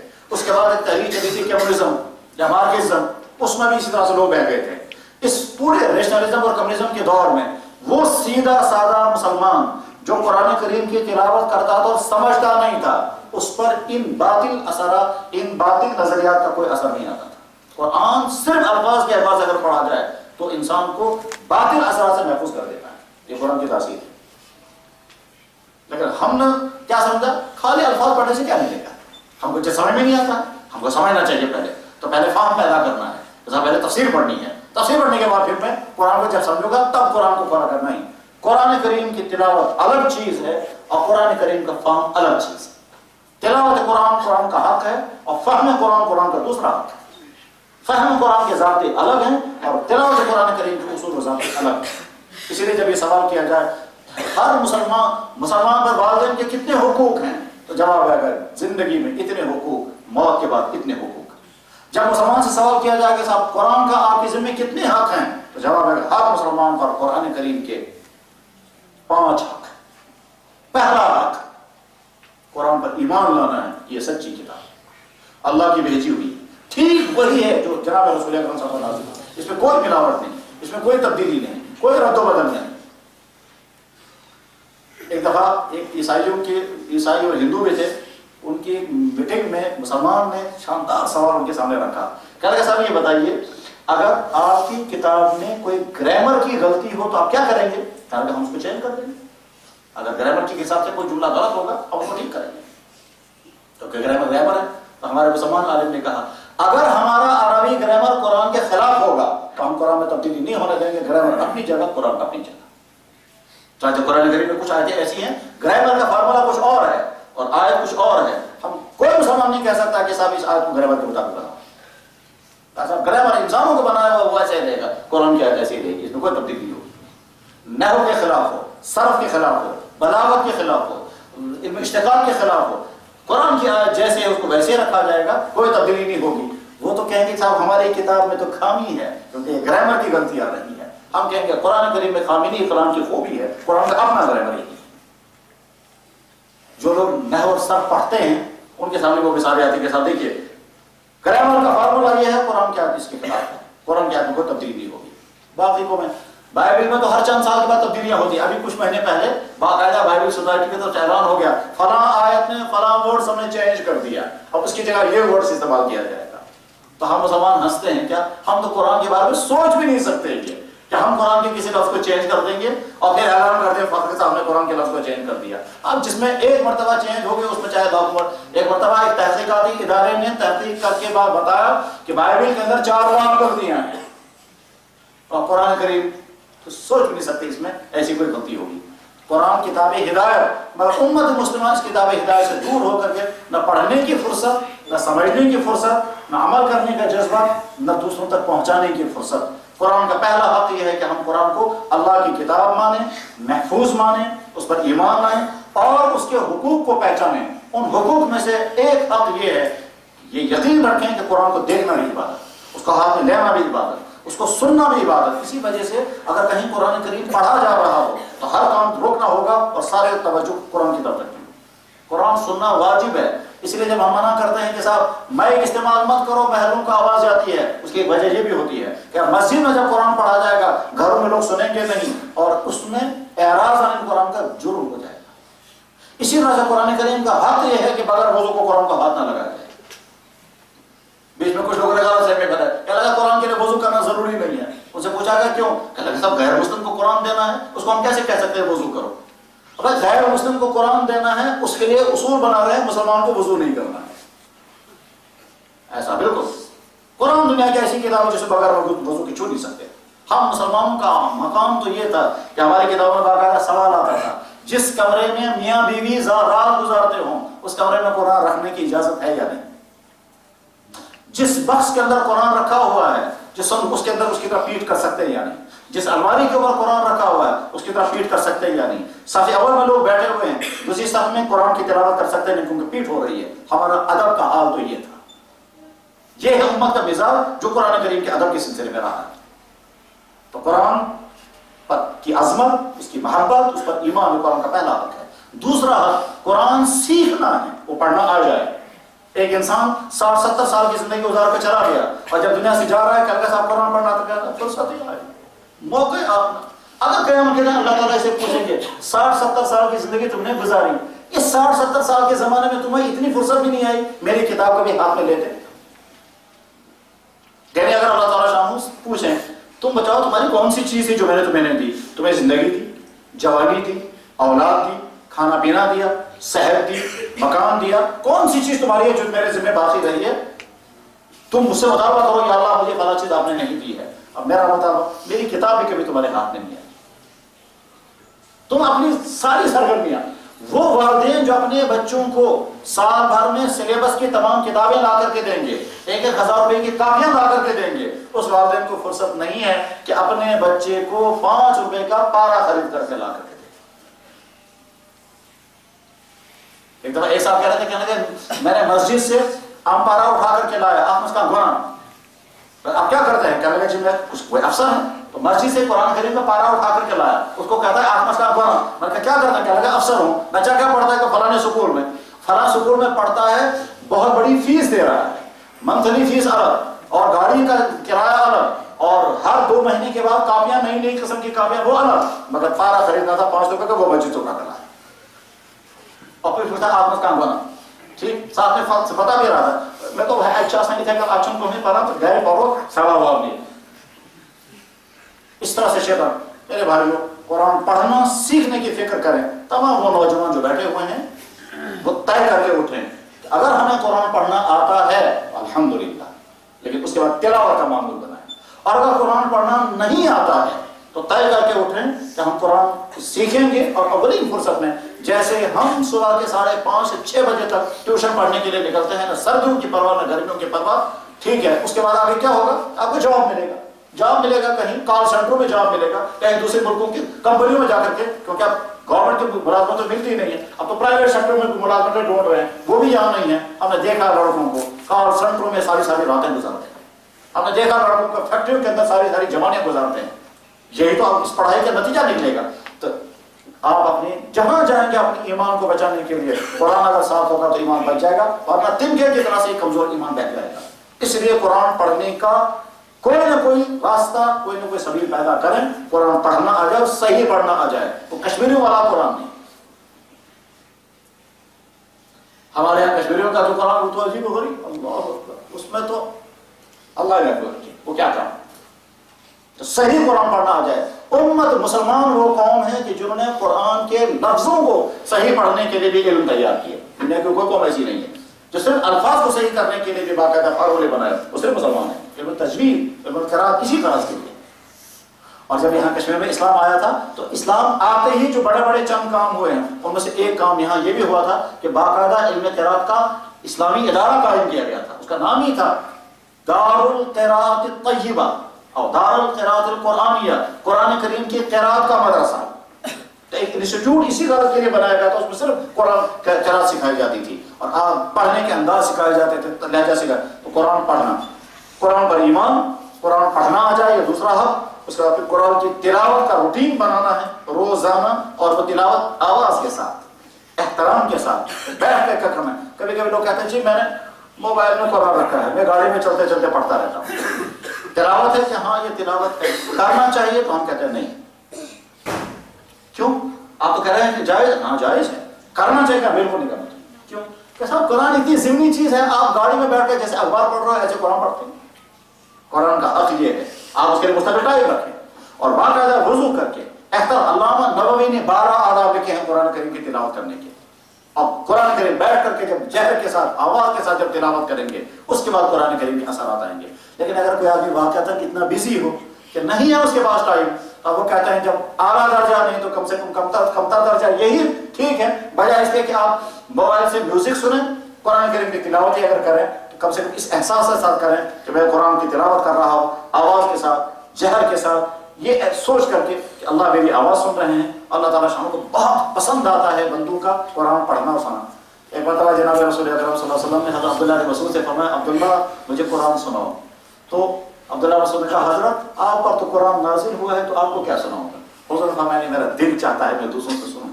عبداللہ بن مسعود نے پڑھنا شروع کیا سورہ نساء۔ حضور آنکھیں بند کر کے سن رہے ہیں، عبداللہ بن مسعود آنکھیں بند کر کے پڑھ رہے ہیں، پڑھتے رہے 2 3 4 5 رکوع 8 10 رکوع پڑھے۔ اس کے بعد حضور نے فرمایا بس آئے پڑھی ہوں فَكَيْفَ إِذَا جِئْنَا مِنْ كُلِّ أُمَّةٍ بِشَهِيدٍ وَجِئْنَا بِكَ عَلَىٰ هَٰؤُلَاءِ شَهِيدًا۔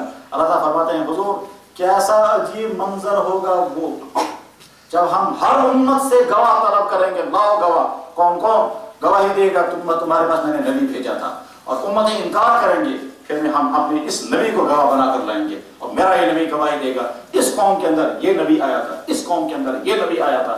تو حضور نے جب سنا کہ اللہ تعالیٰ شانہ دوسرے نبیوں کی نبوتوں کو ثابت کرنے کے لیے بطور گواہ مجھے کھڑا کریں گے، جو ہی آیت حضور نے سنی تو آنسو جاری ہو۔ عبداللہ بن مسعود کہتے ہیں میں نے جب دیکھا تو حضور کی آنکھوں سے آنسو گر رہے ہیں۔ اللہ تعالیٰ مجھے کہہ رہے ہیں تم گواہ بن کر کے دوسرے نبیوں کی نبوتوں کو ثابت کرو گے۔ اس طرح سے حضور تلاوت کرتے تھے اور صحابہ سنتے تھے۔ حضرت عثمان بن عفان رضی اللہ عنہ ایک دفعہ عشاء کے بعد تلاوت شروع کی، فجر تک اسی طرح سے تلاوت کرتے ہیں۔ ایسا بھی ہوا ہے کہ ایک شخص نے حضرت مولانا یوسف بنوری رحمہ اللہ تعالیٰ ہمارے بڑے علماء میں سے گزرے ہیں، علامہ انور شاہ صاحب کے شاگرد تھے. ان کے پاس ایک بہت بڑے قاری ملاقات کرنے کے لیے آیا رمضان میں. تو مولانا یوسف بنوری نے کہا کہ آپ تو بہت عمدہ قاری ہو، انٹرنیشنل مقابلوں میں شرکت کرتے ہو، تمہاری آواز کا تو جادو چلتا ہے، تو ہم کیا کریں گے، بیٹھ کر باتیں کرتے رہیں گے، اس لیے بہتر ہے رمضان کا زمانہ ہے ذرا قرآن سناؤ. کہنے لگا حضرت ٹھیک ہے سناتا ہوں. بیٹھ کر پڑھو یا کھڑے ہو کر؟ کہنے لگا جب پڑھنا ہی ہے تو کھڑے ہو کر سناؤ. کہنے لگا حضرت کھڑے ہو کر سناؤ تو نماز میں پڑھوں؟ انہوں نے کہا ہاں نماز ہی. اس نے کہا اللہ اکبر. مولانا یوسف بنوری پیچھے کھڑے ہو گئے. اس نے پڑھنا شروع کیا. ایک رکعت کے اندر الف لام میم سے لے کر قل اعوذ برب الفلق تک پڑھا. اور بوڑھا انسان مولانا یوسف بنوری پیچھے کھڑے اور اگلی رکعت میں قل اعوذ برب الناس پڑھی اور سلام پھیر دیا. ساری رات گزر چکی تھی، سحری کا وقت آ گیا. مجھے یاد ہے میں ایک دفعہ دلی میں گیا مرکز میں، تو حضرت مولانا زبیر صاحب سے کہا حضرت میں نے ایک واقعہ پڑھا بھی ہے اور سنا بھی ہے، آپ سے تصدیق کرنا چاہتا ہوں. کہنے لگا کیا؟ میں نے کہا میں نے پڑھا ہے کہ آپ جوان تھے اور آپ کہیں سہارنپور میں تراویح پڑھا کر آئے تھے، اور آپ کے ابا جان حضرت مولانا انعام الحسن دلی مرکز میں تھے اور ان کی تراویح مکمل ہو گئی تھی، ایک رات باقی تھی.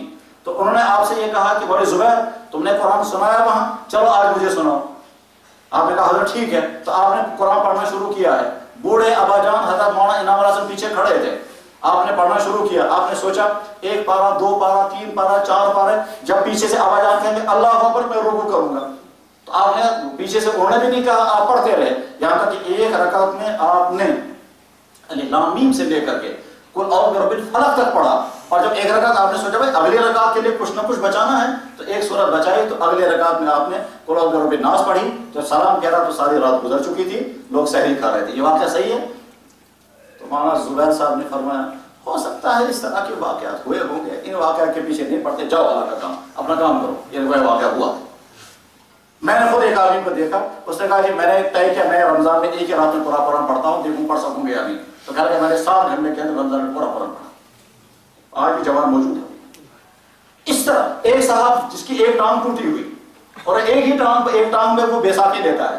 ایک دفعہ اس نے حافظ ہے اور نماز پڑھنی شروع کی، 7 پارے ایک ہی رکعت میں پڑھے اور ایک ہی ٹانگ پر کھڑا تھا.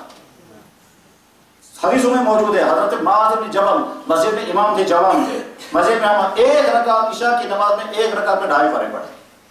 اس طرح سے امت کی تلاوت کا انداز رہا ہے. اللہ اکبر. حضرت مولانا اسماعیل شہید رحمہ اللہ تعالیٰ عصر کی نماز پڑھ کر کے جمنا کے کنارے پر گئے اور عصر کے بعد قرآن پڑھنا شروع کیا. تب تک واپس نہیں آیا جب تک وہیں کھڑے کھڑے پورا قرآن نہیں پڑھا. امام ابو حنیفہ رحمہ اللہ تعالیٰ رمضان میں عشاء کے بعد قرآن پڑھتے تھے، فجر پر ختم کرتے تھے، فجر کے بعد پھر قرآن پڑھ کرتے عصر پر ختم کرتے تھے، اور تراویح میں ایک قرآن اور پڑھتے تھے. امام بخاری رحمہ اللہ تعالیٰ تراویح خود پڑھاتے تھے اور ساتھ ہی تہجد میں روزانہ 10 پارے پڑھتے تھے. تو تہجد میں 10 پارے، تہجد کی نماز ختم کرنے کے بعد فجر پڑھتے تھے، فجر کے بعد آرام کرتے تھے 1-1.5 گھنٹہ اور پھر قرآن پڑھنا شروع کر دیتے تھے. غروب آفتاب پر پورا قرآن ختم کرتے تھے. تو پورے دن میں ایک قرآن، تہجد میں 10 پارے اور تراویح میں الگ قرآن. اتنا قرآن کا ذوق رہا ہے امت، تلاوت قرآن کریم کا نظام.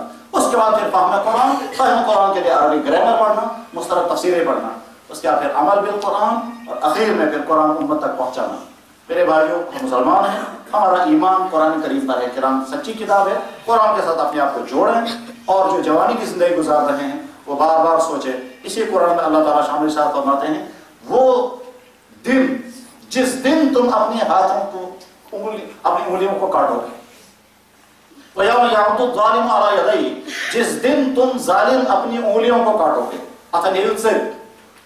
کس بات پر افسوس کرو گے؟ ہم فلانے کے ساتھ اٹھتے بیٹھتے تھے، خراب ہو گئے. ہم فلاں ویب سائٹ پر رہے، خراب ہو گئے.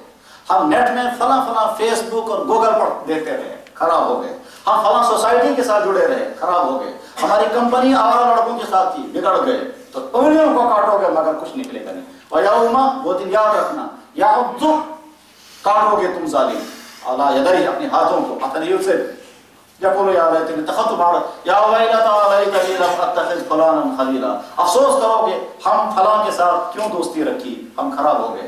اس لیے میرے نوجوان بھائیوں، ایسی تمام سوسائٹیاں جس میں آپ جنسی خرابیوں میں مبتلا ہو جائیں، فیشن میں مبتلا ہو جائیں، فحشکاریوں میں پھنس جائیں، غلط راستوں میں پھنس جائیں، ڈرگس کا شکار ہو جائیں، آپ کے ذہن کو کنفیوژن ہو جائے، اسلام کے متعلق بدظنیاں پیدا ہو جائیں، ایسی کتابیں، ایسی CDs، ایسی ویب سائٹیں ایسے افراد، ایسے لوگ، ایسی کلاسیں، ایسے دفتر، ان تمام سے اپنے آپ کو بچا کر کے رکھنا لازم، ورنہ ایسا ہو سکتا ہے کہ ایمان والے گھر میں پیدا ہونے کے بعد ایمان سے محروم ہو جائیں گے، جیسے کہ ایمان سے محروم گھروں میں پیدا ہونے والے ایمان قبول کر رہے ہیں۔ یا الذین آمنوا، ایمان والو، تم میں سے جو مرتد ہونا چاہے چلا جائے، ہمارے دین کو کوئی نقصان نہیں، میں نئی قوم لاؤں گا جو اسلام کو اپنے گلے سے لگائے گی، اسلام کی ایک چیز کو پسند کرے گی۔ آج تو روزانہ منظر نظر آتے ہیں، کیا مسلمان اسلام کا مذاق اڑا رہے ہیں؟ اور ابھی کچھ دنوں پہلے ایک کالج سے لڑکوں نے فون کیا، کہنے لگے جی یہاں ہمارا ٹیچر ہے، وہ کہتا ہے تمہاری داڑھی تمہاری ٹوپی کی وجہ سے یہاں کا معاشرہ خراب ہو رہا ہے، اس لیے ہم کو انہوں نے اسکول سے باہر نکال دیا، ہم 10-15 لڑکے باہر گیٹ کے باہر کھڑے ہیں، ہم کیا کریں اب؟ استاد کا نام کیا ہے؟ انہیں نام بتایا، کچھ سید پیر کیا تھا، ٹھیک۔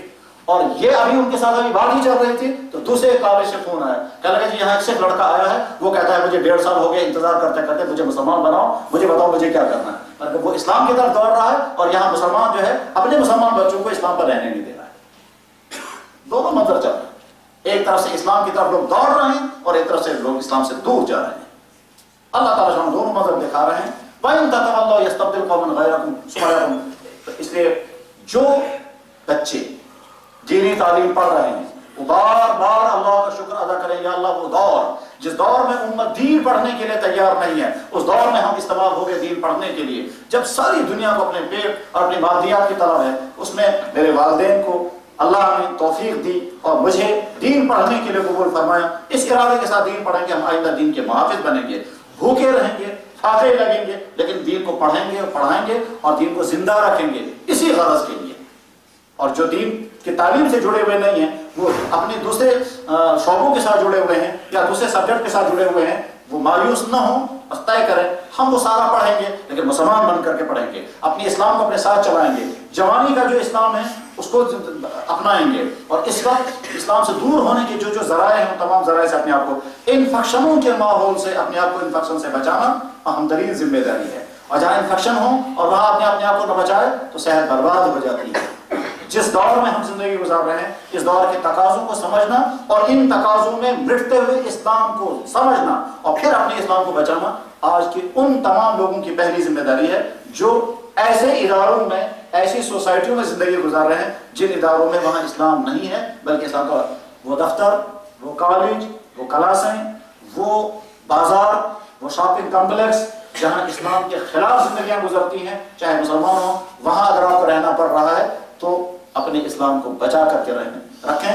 اگر ایسا ہو گیا تو پھر جناب رسول اکرم صلی اللہ علیہ وسلم کی مبارکبادی کے مستحق بنیں گے۔ حضور کیا فرمایا؟ فَطُوبَىٰ لِلْغُرَبَاء، ان غریبوں کا بہت بہت مبارک جو الذین یصلحون ما افسد الناس، جو اس وقت اپنے دین پر قائم رہیں گے اور دوسروں کو دین پر چلانے کی، دین پر لانے کی محنت کریں گے جب چاروں طرف سے بگاڑ ہوگا۔ اللہ جل شانہ ان باتوں کو بولنے والوں کے لیے اور سننے والوں کے لیے مفید سے مفید تر بنائیں۔ قرآن کریم کو پڑھنا، اس کو سیکھنا، اس کی تفسیر پڑھنا اور قرآن کا فہم رکھنے والوں سے فائدہ اٹھانا ہم سب کی ذمہ داری ہے۔ انشاءاللہ ہم ارادہ کر کے اٹھیں گے کہ ہماری زندگی کے اندر جو کوتاہیاں ہیں وہ کوتاہیاں دور کریں گے۔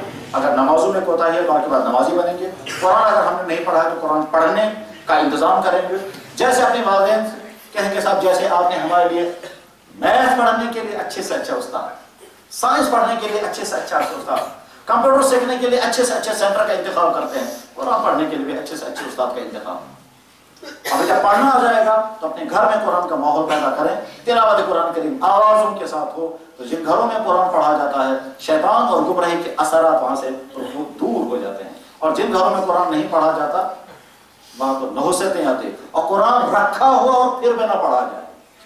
اللہ ایک دفعہ ایک صاحب کیا کرتے کہہ رہے جی میری بیوی زیورات لے کر کے آئی ہے، پتہ نہیں 15 یا 20 لاکھ روپے کے، ٹھیک، اب کیا پوچھنا ہے؟ کہہ رہے میں قرآن لایا، انہوں نے مسجد سے اٹھا کر، تو مسجد میرے سسر نے میری بیوی کو قرآن جہیز میں دیا ہے، بشیر قرآن، ٹھیک، زیورات دیے ہیں 15-20 لاکھ روپے کے، بڑا اس میں سنیے کہ قرآن تھا ان چاہے جہیز کرنا، تو بس ٹھیک جو جب سے تو قرآن تمہارے گھر میں وہ آیا تو اس کو کھولا ہے، کہہ لگا نا گنچن کھول، کتنا زمانہ ہو گیا کہ 9.5 سال ہو گئے رشتے کو کیے ہوئے، مسجد سے چوری کا قرآن دیا ہے جہیز میں، ٹھیک، وہ بھی رکھا ہوا ہے اور کھولنے کی نوبت نہ بیوی کو آئی نہ شوہر کو۔ جب امت کا انداز یہ ہوگا تو پھر اللہ تعالیٰ شانوں کی طرف سے کبھی ظالم مسلط ہوں گے، کبھی بیماریاں ہوں گی، اور کبھی کیا ہوگا، ان تمام کو اس وقت ہم جھیل رہے ہیں۔ ان تمام باتوں سے نصیحت حاصل کرنا ایمان والوں کی اور عقل مندوں کی علامت ہے۔ اللہ جل شانہ ان باتوں کو ہم سب کے لیے مفید سے مفید تر بنائے۔ وآخر دعوانا ان الحمد للہ رب العالمین برحمتک یا ارحم الراحمین۔ الحمد للہ الحمد للہ الحمد للہ الحمد للہ یا اللہ لک الحمد لک المنہ لک الشکر ولک الاحسان علی ما انعمت علینا من نعمت الایمان وعلی ما انعمت من نعمت القرآن وعلی ما انعمت علینا من نعمت الاسلام یا حنان و یا منان۔ اللهم آمنا بک وآمنا بنبیک وآمنا بکتابک الذی انزلته علی نبیک محمد صلی اللہ علیہ وسلم۔ اللهم انا آمنا بک انک حق وان نبیک حق وان کتابک حق یا رب العالمین یا رب العالمین۔ اللهم صل وسلم وبارک علی سیدنا مولانا محمد کما صلیت علی ابراہیم وعلی آل ابراہیم انک حمید مجید۔ یا اللہ آپ کا احسان ہے، یا اللہ ایمان عطا فرمایا، ہمارا مطالبہ نہیں تھا، ہمارا حق بھی نہیں تھا، ہم نے درخواست بھی نہیں دی، یا اللہ بغیر کسی ہمارے مطالبے اور ہمارے حق کے مسلمان کے گھر میں ہم کو پیدا کیا، اور مفت میں ہم کو ایمان اور اسلام اور قرآن اور سچے دین کی دولت مل گئی۔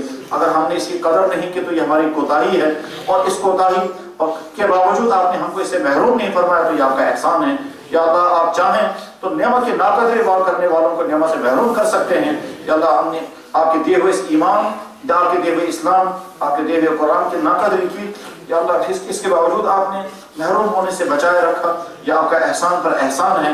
اب ہم معافی مانگتے ہیں، اب آپ سے معافی مانگتے ہیں، جو کوتاہیاں اور غلطیاں ہو گئی وہ معاف کر دیجیے۔ یا اللہ اگر ہم کو کوئی گالی دے گا، ہم کو کوئی برا بھلا کہے گا اور اگر اس کے بعد معافی مانگنے لگتا ہے، ہم کو بھی رحم آ جاتا ہے، حالانکہ ہم بہت کمزور انسان ہیں۔ آپ تو رحیموں کے رحیم ہیں، جب آپ سے کوئی معافی مانگتا ہے تو آپ کو رحم آ جاتا ہے۔ ہم بھی آپ سے معافی مانگتے ہیں، لیکن آئندہ ہم کو اپنی زندگی بدلنے کی یا اللہ ہمت پیدا کر دیجیے، یا اللہ ہمت و توفیق عطا فرما۔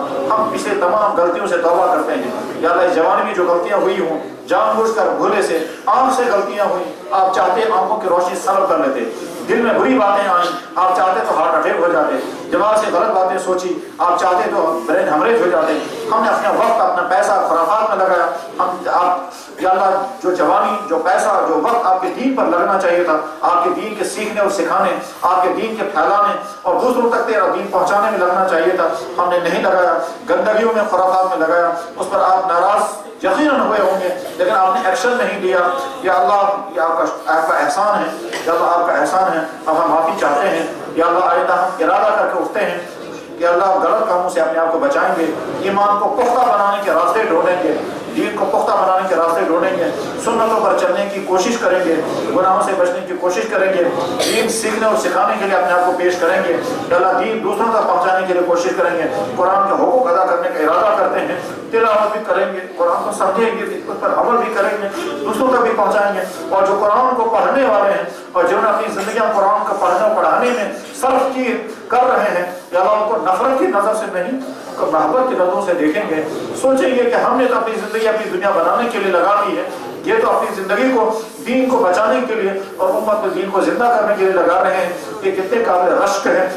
اور اگر ہم نے یا اللہ اگر آپ نے ہم کو قرآن پڑھنے اور پڑھانے میں لگا دیا، اس کی قدردانی کی توفیق عطا فرما یا اکرم الاکرمین یا ارحم الراحمین۔ یا اللہ تیری عظیم کتاب، یا اللہ جس کو قرآن کے بعد سب سے صحیح کتاب کہا جاتا ہے، اس میں جملہ موجود ہے، اے قرآن والو، اللہ نے تم کو قرآن کے ذریعے سے عزت عطا کی ہے، اگر تم نے قرآن کو چھوڑ کر کوئی دوسرا عزت کا راستہ ڈھونڈا تو اللہ تمہیں ذلیل کر دے گا۔ یا اللہ ہم کو جو قرآن کے ساتھ جڑے ہوئے ہیں، جو پڑھنے اور پڑھانے کے ساتھ قرآن کے پھیلنے اور پھیلانے میں لگے ہوئے ہیں، اگر ان کے ذہن میں ناقدری آ گئی تو محروم ہو جائیں گے، اس محرومی سے ہماری حفاظت فرما دے۔ یا اللہ وہ بچے جو پڑھنے کے لیے آتے ہیں ان کا ہم پر احسان ہے، یا اللہ ان کو اپنے والدین اپنے علاقوں کے لیے بلکہ پوری امت کے لیے سرمایہ بنا دے۔ یا اللہ اس ادارے کو چار جانب سے محفوظ سے محفوظ تر فرما، اندر کی شرور سے باہر کی شرور سے محفوظ فرما، برکت اور خیر نازل فرما۔ یا اللہ یہاں کے تعلیم و تعلم کا یا اللہ فیض پھیلنے کا یا اللہ پورے عالم کے حد تک یا اللہ اس کو ذریعہ بنا دے، یا اللہ پورے عالم میں اس کے فیض کو عام فرما دے۔ یہاں کے پڑھنے والوں کو، پڑھانے والوں کو، انتظام کرنے والوں کو بے انتہا قبول فرما، ان کے ذاتی مسائل بھی حل فرما، یا اللہ ان کے دینی مسائل بھی حل فرما، یا اللہ تمام رکاوٹیں دور فرما، مرجعیت عطا فرما، اسباب جمع فرما، رکاوٹیں دور فرما، یا اکرم الاکرم یا ارحم الراحمین، برکت نازل فرما۔ یہاں کے نکلنے والوں کو شجر طوبہ بنا یا اللہ، یہاں سے نکلنے والوں کو احیاء دین، تحفظ دین و اقامت دین کا ذریعہ بنا یا اللہ۔ جناب رسول اکرم صلی اللہ علیہ وسلم نے اپنی ذات کے لیے ساری امت کے لیے جتنی دعائیں مانگی ہیں، مالا اپنے فضل و احسان سے وہ ساری دعائیں ہمارے حق میں قبول فرما۔ سبحان ربک رب العزت عما یصفون وسلام علی المرسلین۔